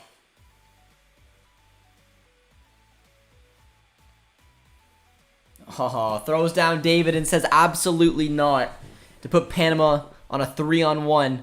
Oh, that's a tough challenge. Is that a penalty? No. That's not a... They're pointing a corner. That is another huge tackle from Alistair Johnson if they don't give that a penalty. Let's take a look at this. That looks like all ball to me. Alistair Johnson with 2 huge tackles this game already. The kid is making that outside right center back position his own. What a tackle, guys. Let's see a W in the chat for our boy, Alistair Johnston. It's a huge tackle. Hello, Canadian. Hello. Interesting set piece situation there. Set himself up for a bike and then another hit over the net. Oh, Costa Rica winning by 6 would bump the U.S. into pot 4. That'd be tough, man. But what a turnaround. Gotta give a little respect to Costa Rica, man. They look dead and buried. I'm not sure what was going on there with their World Cup qualifying campaign, but there's a substitution you guys were looking for, and it's a double substitution. So a change in system, as expected, is the case. Now I expect us to play in a 4-4-2 system right now, guys. It's a triple. I saw Laren came off. Or sorry, Laren came on for... Who's the other one you saw? I don't know, it's Cavallini come off probably for Laren. And then K come on. So yeah, double substitution and a change in system. I think that's an amazing play once again from John Herman. Exactly what I would like to see. This is how I expect the team to look right now. Crepeau in net, Johnston right back, Hutch and Miller the 2 center backs, Atakubi left back, right mid Buchanan, center mid Eustachio, and who got sub? Nozorio, left mid Hoylett, striker David, and Kyle Laren. 4-4-2, very attacking 4-4-2, having Osorio and Eustachio in the middle. But that's the right idea, man. And look at that. If that ball is on already from Hoylett, to find Laren, to find David. Jonathan David! It would have been seconds after coming on, and that's the wing play that wasn't there before. Literally Hoylett's first. I don't know if that would have been onside. It looked like it would have been. Oh my. Jonathan David, man. Not the best finish. Not the best finish. Came at him quick, but the outside of the ball, or outside of the football from Hoylett was unreal. And what a pass, but that's a poor finish from Jonathan David. He's got to do better there. But Laren did well. Like the team already, seconds after this double substitution, changing the system to the 4-4-2. Took them seconds to make a big difference, but that's got to be in the back of the net. Got good luck coming from Morocco. We appreciate it. But again, I love it. John Herman. And again, not that I know anything near as much as John Herman, but I just love that. That's exactly what I would have liked to see happen. I think it's what a lot of you guys would have liked to see happen. Kone was struggling. We saw Zorio come off to try to make that 3-5-2 work with a little bit more creativity. It didn't work. So he then takes off Cavallini. He takes off Mark Anthony Kaye. The 2 other players that even you guys in the chat were saying it's time. Brings on Laren, brings on Hoylett, switches to the 4-4-2, try a new shape. It's the right play. And it's just so funny that literally a couple seconds later we could have scored. So I'm absolutely loving all the substitutions and the tactical decision from Herman so far. Just because it wasn't not working for the opening 60 minutes. But let's see what happens. That would have been nice to get the goal there. Got a good Good opportunity coming for Canada. But it's defended relatively well for Panama as they look to counter. Go all. We have nothing to lose from getting trashed. Oh, good little effort there. Had a little whip to it.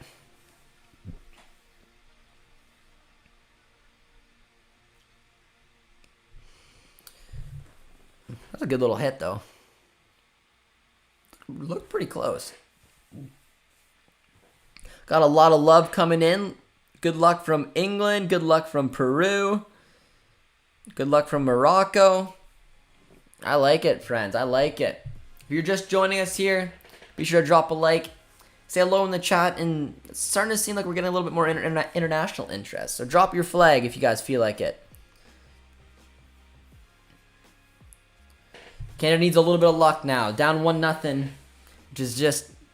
which is frustrating. Just knowing that this game doesn't mean too much to Panama, but could be a difference maker for Canada, especially in that upcoming draw.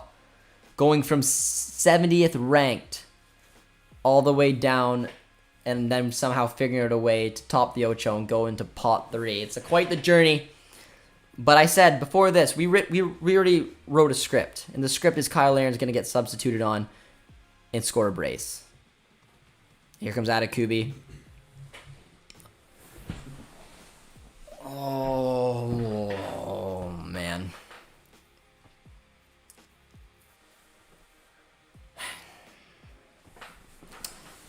Little disconnect there. It was the right idea. David just didn't make the run.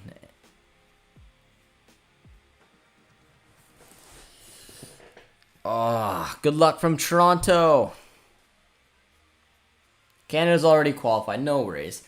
I know. They're qualified. I love it. I don't want to be too greedy, but I wanted pot 3, man. I wanted pot 3. And it's still doable. There's still a lot of time left, guys. Come on. Let's get some energy going in the chat. This thing is not over yet. We got a Panamanian in the chat, which is pretty cool. Nicholas, how you doing, my friend? Sorry, obviously, about the frustrating exit of the World Cup. Thought you guys were gonna take it, but I mean, Costa Rica just went on some type of run here, and they're on course right now for a 9-point window. So I mean, you know, but we got some love coming from Argentina.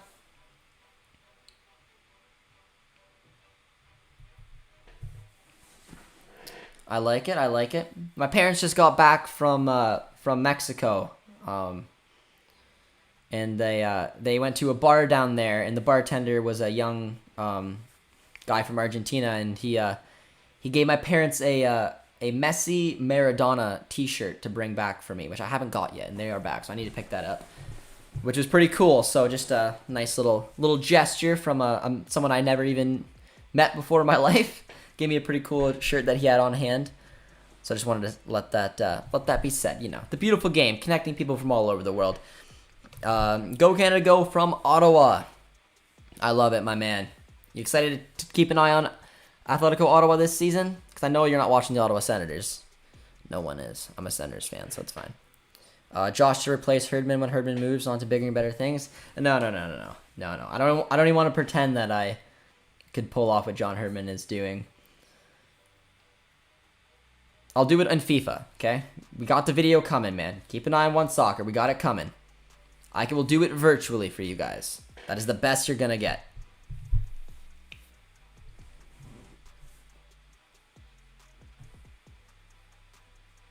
Caleb's still confident. That's a good ball. Is it onside? Kyle Aaron is in.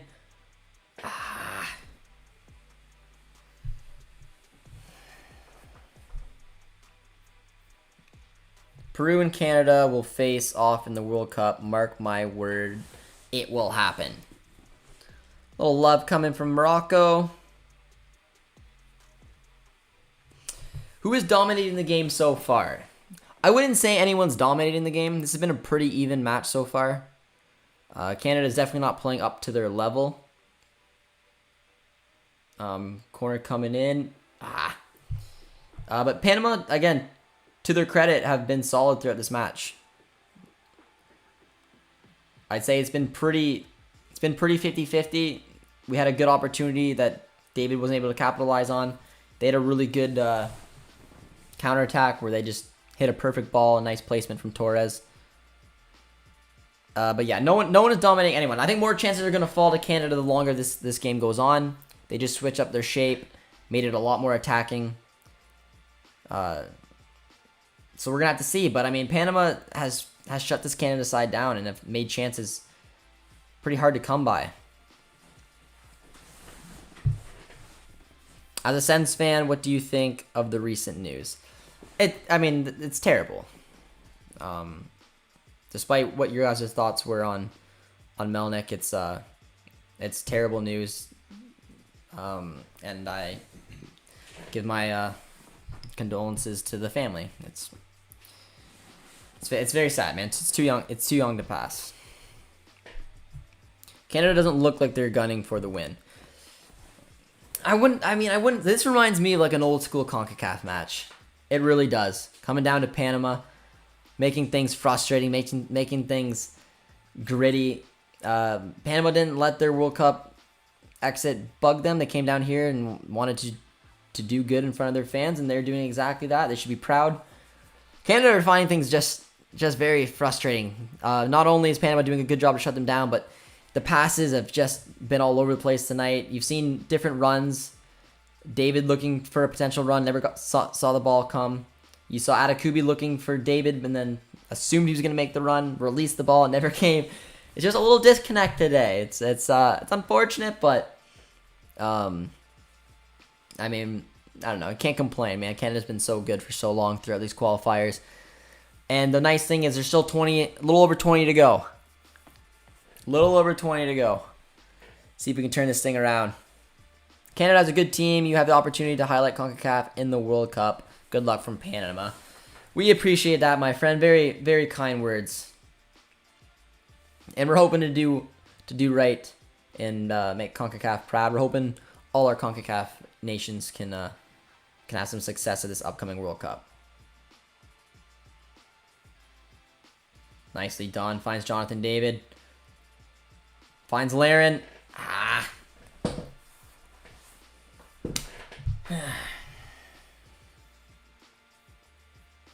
Canada might score before the end of the game. There's a chance, but I don't know. I don't know how you guys are feeling in the chat, man, but it feels like one of those matches. It feels like they're just not on the same wavelength. These chances aren't as point blank as you'd like. And even when we got David in that goal scoring position, he just toe poked it right at the keeper's stomach. I honestly love Melnyk as a human and as an owner of a Canadian team. He's the biggest part of the cup coming to Ottawa in the future. Yeah, and again, like I said, man, like regardless of what you think, obviously it's great that you have good feelings about Melnyk. I like Melnyk as well. Questioned him every time and time again, but regardless, him passing like this at the age he did it's simply sad, man. It's disappointing. And honestly, really surprising. Canada definitely deserves to be where they are. I read that comment by himself. Are you meaning in terms of like the uprise and success, or in terms of this match where they're losing 1-0? Because I agree with both. They've done unbelievably well to get to where they're at, and then today they just haven't been good enough. And hoping just a little bit of magic somehow this match can pull this around, but Panamanian player down right now, and Canada does not seem to care. Canadians and the U.S. people need to pay more attention to soccer. If they do, no doubt they could even win the World Cup. It's definitely on the rise, my man, in both the U.S. and Canada. Been alive for 25 years, never seen it like this. So a lot of steps are going in the right direction, and definitely it's growing in the U.S. as well. And I think hosting a World Cup in 2026 is going to do massive things to even further the growth in this country. But I felt like it was super important for Canada to not just get an automatic spot, but to earn their right at a World Cup. And they did it. It just makes it that much sweeter. Now we have hosting rights. It's wild, but Quintera's down on the field right now, though. faking an injury, trying to kill this thing out, making me a little frustrated at the moment. Getting into pot 3 is huge. I do not disagree, my friend. That's why this is a very frustrating match so far. Richie Larejo has been subbed on, though, which I think is another smart substitution. I'm assuming Alistair Johnston came off. I did not see this. Yeah, you saw it? Did it already happen? Did I miss it? Oh, okay.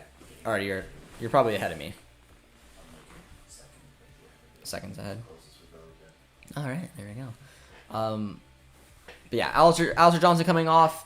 Richie Larejo going on. It's another good substitution, in my opinion, from John Herdman.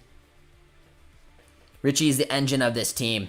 All right, guys, let's give this Canadian team a little bit of love, man. If you guys are still with us in that chat, be sure to drop a like, drop a sub if you guys are new, and then just throw a little bit of love, whichever way you think you can in the chat. We need to get this. We need to get Canada to do something special here, man. They need 2. A draw does us nothing. We need to get a win, or we'll be in pot 4. And it could make a difference, man, between a group of death draw to a group of life draw. Hi, JJD. I really like your videos. I appreciate that, my friend. You guys have been super supportive. I appreciate all you guys tuning in on our live streams, tuning in on our chats. It's a tough ball once again from David.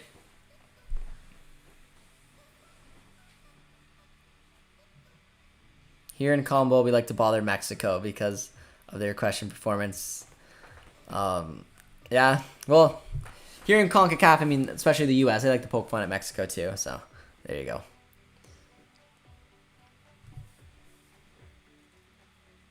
Chris says he doesn't care about the draw. And again, that's a funny thing, is like, we could end up in pot 4 and by luck of the draw, get a potential easier group. We could end up in pot 3 and still end up with Brazil, Germany, and then Ecuador, for example. Like, it all depends. It all depends. Just, I mean, if you're just looking at it, you'd assume pot 3 will give you a better chance. So that's where a lot of people are thinking of. But you never know, man. Pot 4 could do us wonders. You are doing great here. Are you planning to do commentaries like this for the World Cup? I more than likely will be. I mean, we did just get hired on from One Soccer, so I guess it'll depend what they want us to do while the World Cup is on. But I love doing these watch-alongs with you guys. I love seeing the growth of the channel and all you guys' support. Been a lot of fun. So my intention is to be, but we will have to see what the future brings. But there is a very dangerous free kick coming out now for Panama. That could kill off the game. It's a nice little ball, nice little quick touch here. It was actually a bit of a sloppy touch from Torres, and I think that's a flop. I think Hoylett got all ball there. Let's take another look here. Yeah, man, that's a... Hoylett got all ball. Torres drops to the deck. And that puts a really good goal-scoring opportunity for Panama here. Did U.S. flop not going to the World Cup? They did last time out. Greetings from Panama. David, how you doing? You guys are really frustrating us here today. Taking away our pot 3, going out on a good note. But yeah, that's a poor foul, man. This is a dangerous free kick for Panama. And it sucks because that was not a foul. Hoylett literally poked the ball through Torres' legs, and he dropped and, you know, got the ref.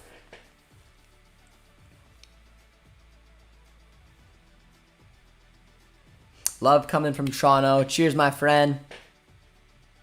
I care, but I'm happy just to be at the World Cup. That's fair. I mean, again, we have the opportunity to potentially go to pot 3, so it'd be stupid not to try to take it. And it's disappointing not to get it. And it's not looking likely right now.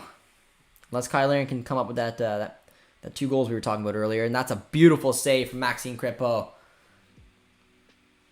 It was a decent free kick, man. I was hit with pace. I'd like to see a replay of that. Don't know if they're going to get it in. Yeah, we'll get it in. Yeah, that was hit with pace. I mean, a little close to the keeper. It was a good save from Kripo. Maybe a group of death for Canada could help them for 2026. Like I said, we've seen a CONCACAF nation get through a group of death before. Italy and England crashing out. I think Costa Rica topped the group, if I'm not mistaken. Correct me if you guys think I am wrong. Look at the time, around 80 minutes. No chance of a comeback. You never know, man. If we can get a goal here, I mean, I'm at 77 minutes and 23 seconds. So I don't know where you guys are at. I think I'm as close up to date as you're gonna find, but they're just pressing us down. You get a little bit of possession here. David dropping real deep, and then just losing it immediately.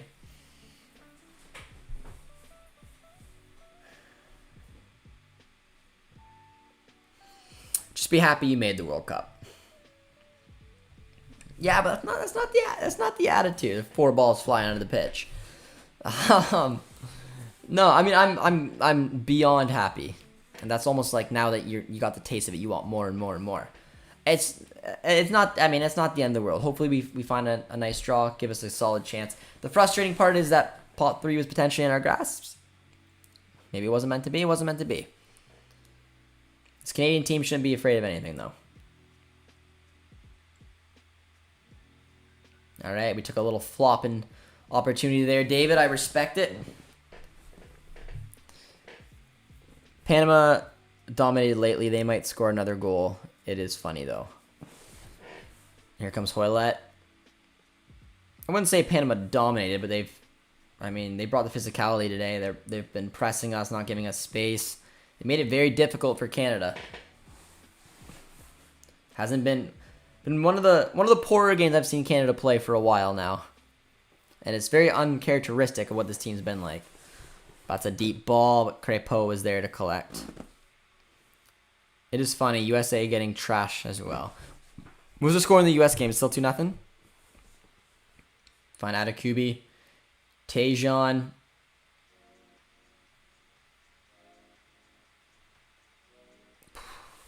It's getting frustrating, man. I forgot Tejan was even playing.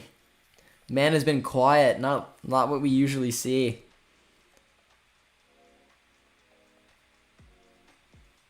Nicely done. It's a little bit better.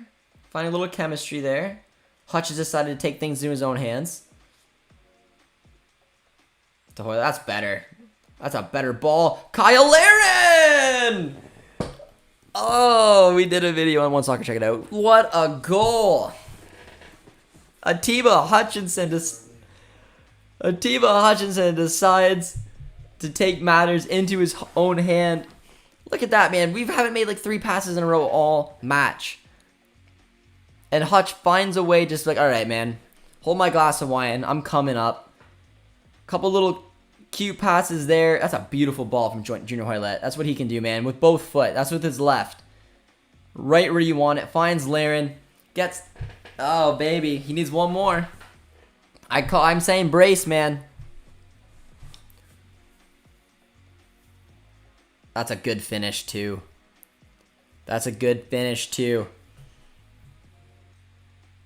Herdman loves it. Let's see some love in the chat, ladies and gentlemen. This makes the last 10 minutes very, very interesting. Game on in Panama. I wonder if they're going to go to the bench again.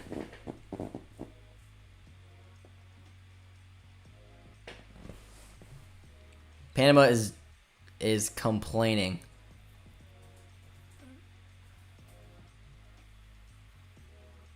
Are they looking at it?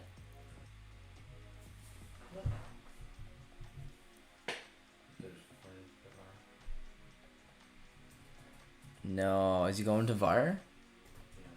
No.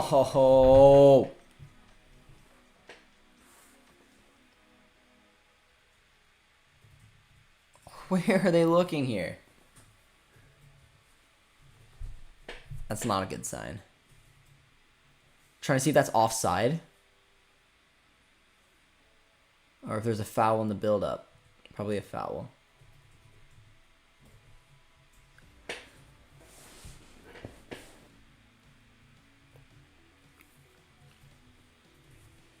Give me a break.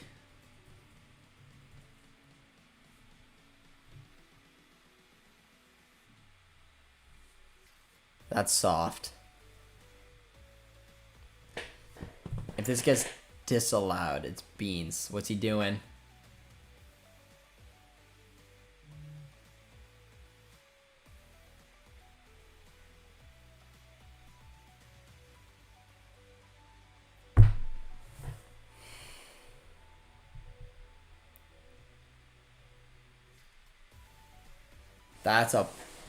That's a poor call. Things are getting heated.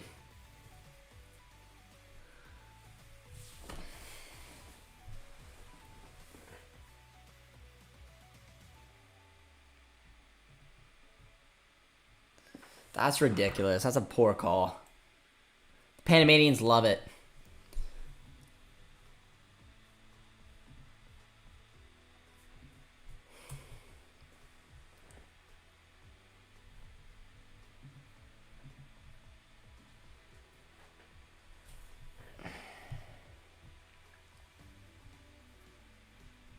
You alright, Tappa?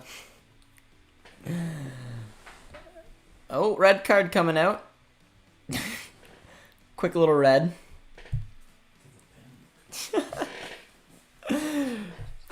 Oh, it goes out swinging. Just burning the time away, literally. VAR is trash.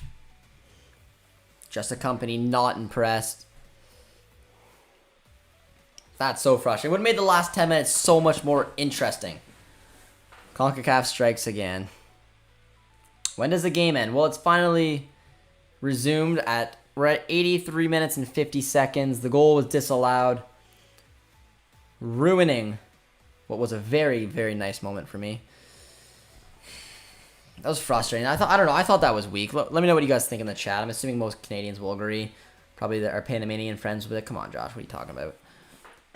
No, it did not count. Still 1-0 Panama. 84 minutes. So frustrating. What exactly is a Panamanian crowd celebrating? I don't know. Pissing off Josh. They're completing it. I don't know why you mad. For y'all are in the cup. I know. Am I greedy? Guys, am I greedy in the chat? We have an opportunity to potentially put ourselves in a better position for a World Cup draw. Oh, that almost went in. So that's why I'm frustrated. I'm proud. This Canadian team made the World Cup, and on their performances, they deserve to be there. And unfortunately, it's looking like pot 4 is what they're going to settle with.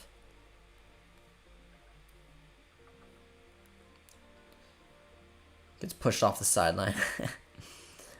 Josh, I don't think it was offside. I think Hutchinson pushed the defender down. It's tough. Pardon? It was an offside call, is what producer D says. That's what I thought it was. So something about there not being lines. I think that's just what technology there. They can't actually do a line across. So they couldn't conclusively see that it was a line. So they just kind of eyeballed it. Yeah. Who do you think has the best roster in the World Cup? In the upcoming World Cup, I said Brazil. A country I just would not want to place or would play at all. Like, I think they're probably towards the favorites. A lot of you guys in the chat were saying France.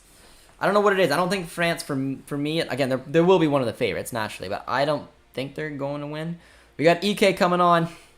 Ugbo from Tejan. Not Tejan's finest performance, but we got EK. I think this will excite some of our Canadian friends in here. Little cameo once again of Ugbo. He's been killing it at Troyes, man. He's only been playing usually, like I say, around that 60 to 65 minute mark. But he's been starting, he's been playing. He should hopefully be fresh and see what we can create here. I'd like to at least get a draw. I don't want to go out on winning terms. I want the win for the obvious reasons, but I don't want to go out with an L. But Larea finds the ball. Nah, no, he doesn't.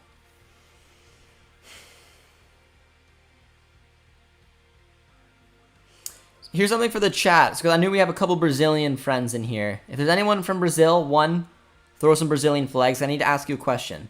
Or anyone who might know this answer. Oh, that's a good ball, though, unless Atakubi can get there. Ah. Corner? Corner.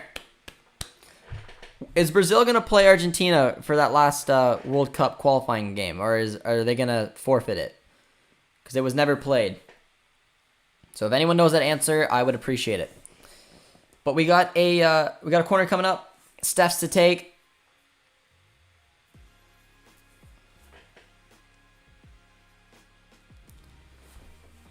Not the best delivery. Josh, what is your fully fit starting 11 in formation for game 1 of the World Cup right now? Oh, man, you're putting me to the test. Oh, it's a good ball. Let me know what you guys think about your best starting 11 for Canada. I would say... Oh, that's a good run. Oh, that's a foul. I'll do it very quickly. Borjan in net. Larea right back. Vittoria, Miller center backs. Atakubi left back. Buchanan right mid. Davies left mid.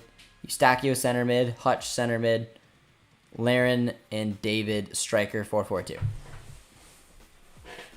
That is my best 11. Obviously, it'll depend on the opposition, how they play, their style, and all that fun stuff. But just generic, that's what I'm going with. So the Gatorade performer of the match goes to Stefan Eustachio. I found it hard to pick somebody out here today. Steph with the ball once again. Finds... Oh, that's a decent ball from Atakubi. Oh, Panama's doing well stepping up. Oh! Oh!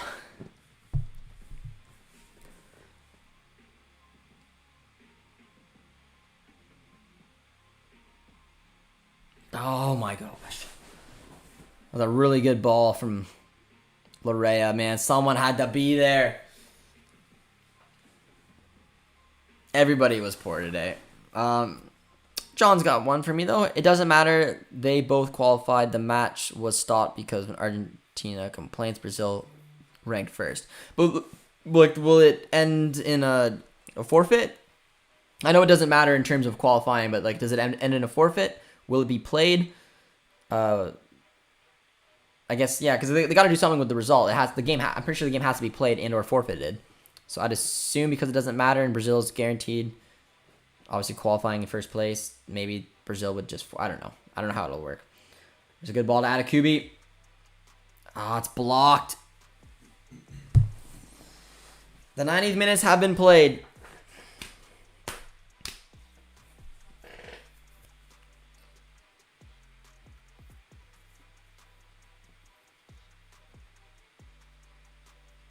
Canada has very low standards. Anyone thinks anyone played acceptable today? Yeah, this was a frustrating. There's 7 additional minutes though, friends. So there's time. I don't know if there's time to really turn this around for a pop 3 type turnaround, but maybe just I don't know. It's still a disappointing performance, man. This one wasn't a fun one to watch. Unless you score 2 late goals here, then I will just be saying this is one of the better matches I've seen. It looked like a decent ball there, but Laren with the touch and oh man, Panama have been walls at the back.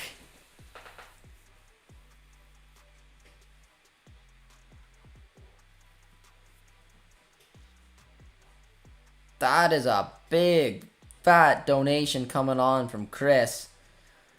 trying to turn the moods around, but we're going to the World Cup. Thank you, Chris, man, that's a biggest. I'm just gonna make sure that everyone knows that's the biggest donation we've ever received on the channel. Chris has been with us for along the way, so special thanks to Chris, man. Appreciated getting to know you virtually, maybe one day in person. But I appreciate the donation, my friend. It does mean a lot, and made me smile in what was a very frustrating game tonight. As that goes there, but what Chris is saying is because he's trying to, I think, up the mood a little bit. It says we're going to the World Cup with 3 exclamation marks. Thank you, for your part in the journey, Josh. Been here since the Cayman Islands game. What an adventure. I really appreciate it, Chris, man. And yeah, I would say, when I think back to the channel, man, you've been here since the second, basically, bit of content I did about the Canadian Specialty, man. So you've been here for the ride, and the donation is fantastic. If I ever see you in person, man, I definitely owe you a beer. So big shout out to Chris, man. If you want to drop some W's in the chat for Chris from JJD TV, it's always appreciated.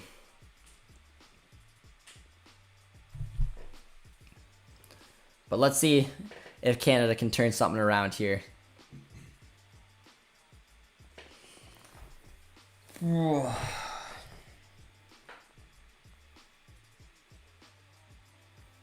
Word, Chris.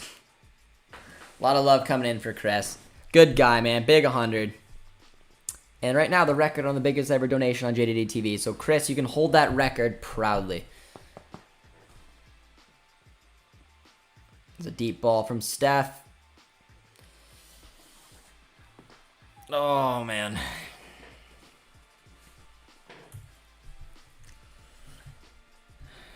Not our match, man. Another player down for Panama trying to kill this thing out.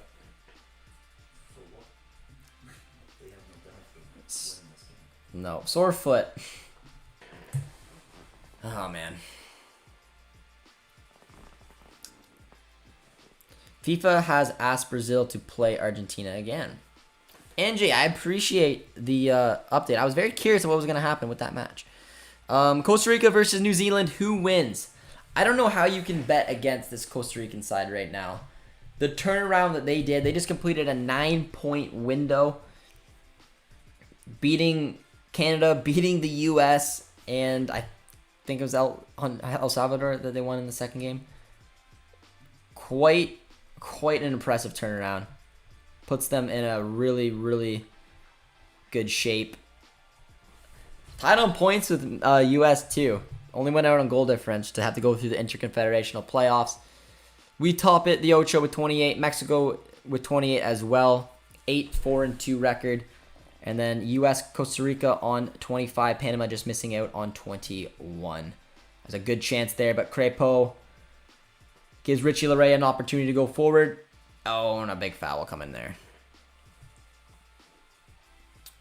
Any of you guys think New Zealand can take it?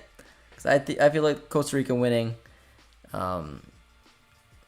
is probably more likely. Chris says, Josh, just remember, 1 year ago, we were both playing for a 4th place finish. We were, man. We were. And we topped the Ocho. Still an incredible achievement. Going out on a little bitter note, but it's all right. It's all right. Could be worse. Could be the U.S. I'm kidding. Sort of. Even though they have a better draw. I mean, technically a better opportunity. I laugh when the player fell as injured to kill time. Got a couple Panamanians coming in saying thanks for the W. Not over yet. Not over yet.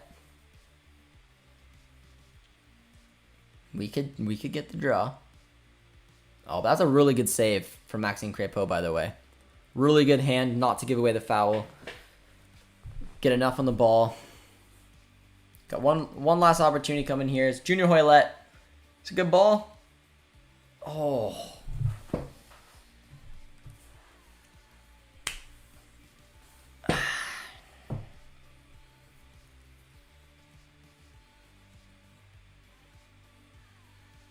Herdman looks livid. Haven't seen an angry Herdman in a while.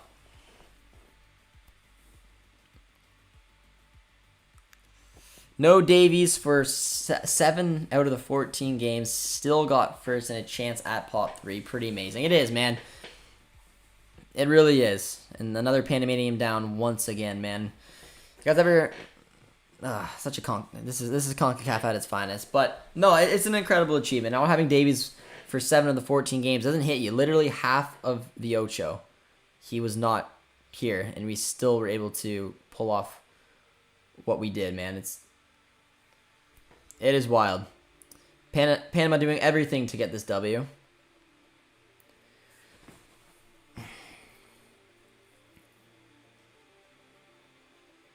Score, please. 1-0 Panama. We're at the 96th minute and 55th second. This one is coming to an end.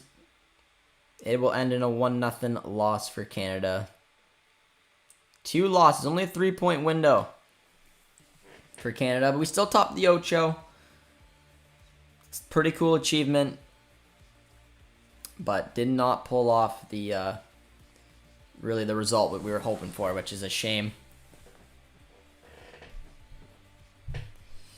That is the game. A little bittersweet. Costa Rica winning 2-0, Jamaica winning 2-1, Mexico winning 2-0, and Panama winning 1-0. Torres with the only goal of the game. Ugh.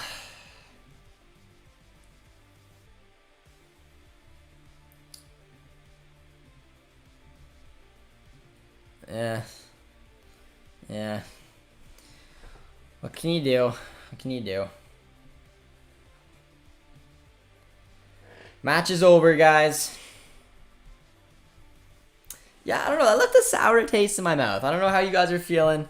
I appreciate you guys tuning with me throughout this watch along as always. We'll get our 5 takeaways video out. We're at 151 likes. On your way out, ladies and gentlemen, drop a like. It is always appreciated. Drop a sub as well if you guys enjoyed the watch alongs. A lot more good, fun content to come as well. Be sure to check us over on One Soccer. I know it's disappointing, guys. I know it's disappointing. I'll elaborate a little bit more in our 5 takeaways video. It is disappointing. It's a shame. It is. But it's still a massive accomplishment. Really incredible stuff, if we're being honest, man. It was what this Canadian team has accomplished. But we slipped up. Pot 4. We will be doing maybe a mock stream tomorrow. I'm confident we probably will. And then the real draw for the World Cup will be on Friday. If you guys can join us here live, it'll be a lot of fun. And I appreciate you guys tuning in for me through every match we've done here on the World Cup qualifying. It's been a long journey for Canada. We did top the Ocho. Went out on a bit of a sour note. And it is what it is. Learning experience. Frustrating CONCACAF type match. Yeah, all I really got to say, guys. But we're still going to the World Cup. And then just got to smile that way. Rub it off. It's fine. We're good. And yeah. So drop a like. Drop a sub anyways. Guys out. Go check out the 5 takeaways. And we'll see you guys next time. Cheers, friends.